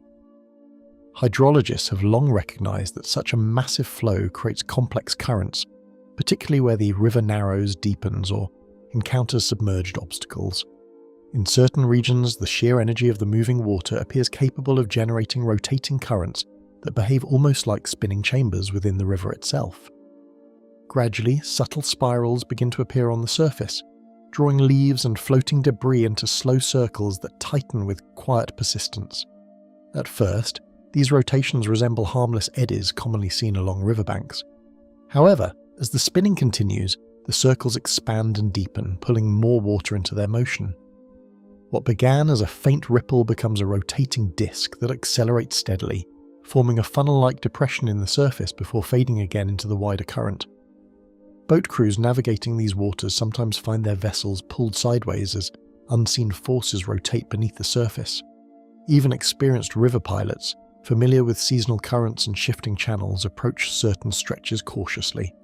Small fishing boats can suddenly drift toward the center of a whirlpool if they stray too close, forcing crews to paddle hard or restart engines to escape the circular pull. While large vessels usually avoid the strongest rotations, the unpredictability of the currents ensures that navigation on the Congo always demands vigilance. Hidden contours along the riverbed play a crucial role in shaping the strange motion of the water above. Beneath the surface lie submerged ridges, steep drop-offs, and channels carved over millennia by the relentless flow of the river. When fast-moving water rushes over these irregular formations, it can begin to spiral, creating rotating currents that rise toward the surface. In some places, the water plunges downward into deeper channels before rising again, producing vertical circulation patterns that amplify the whirlpool effect. Unexpected rotations can emerge within seconds, transforming a calm stretch of water into a churning funnel that challenges even experienced navigators. The transition often begins with a tightening circle of foam or debris, followed by a sudden acceleration of the spinning current. Within moments, the water forms a visible vortex, its edges rippling with turbulence. Then, just as quickly as it formed, the whirlpool weakens and dissolves into the river's larger flow, leaving only scattered debris drifting outward. Few rivers on Earth descend to depths comparable to those measured in parts of the Congo. Scientific surveys have recorded sections exceeding 200 meters, making it the deepest known river on the planet. These extreme depths allow powerful underwater currents to move independently of the surface flow, sometimes traveling in opposite directions. Where these layers of water collide or converge, the interaction can produce swirling forces strong enough to disturb the surface far above. Modern instruments have attempted to trace the behavior of these swirling currents, revealing layers of movement both above and far below the surface. Sonar mapping and current sensors have provided glimpses of the river's complex interior, showing water moving through narrow underwater corridors and plunging into steep trenches. Yet even with advanced technology, researchers struggle to fully capture the constantly shifting patterns of motion. The Congo's currents change with rainfall, seasonal floods, and subtle geological influences that remain difficult to measure. Generations of fishermen have learned to recognize subtle changes in the water that signal the formation of dangerous whirlpools. Slight differences in color, unusual ripples, or the sudden gathering of floating leaves can warn experienced observers that a spinning current is beginning to develop. In some communities, certain sections of the river are approached cautiously or avoided entirely when conditions appear unstable. Such knowledge reflects centuries of practical observation passed down through those who depend on the river for survival. Detailed charts of the Congo River often struggle to capture the shifting complexity of its currents. Even in well-studied areas, The movement of water can vary dramatically depending on seasonal flooding and rainfall across the basin. Sandbanks migrate, underwater channels shift, and the immense volume of the river continually reshapes its own path. These constant changes mean that whirlpools appearing one season may weaken the next, while new rotations emerge in places where none were previously recorded. Relentless motion continues day and night as circular currents appear, collapse, and form again along unpredictable stretches of the river.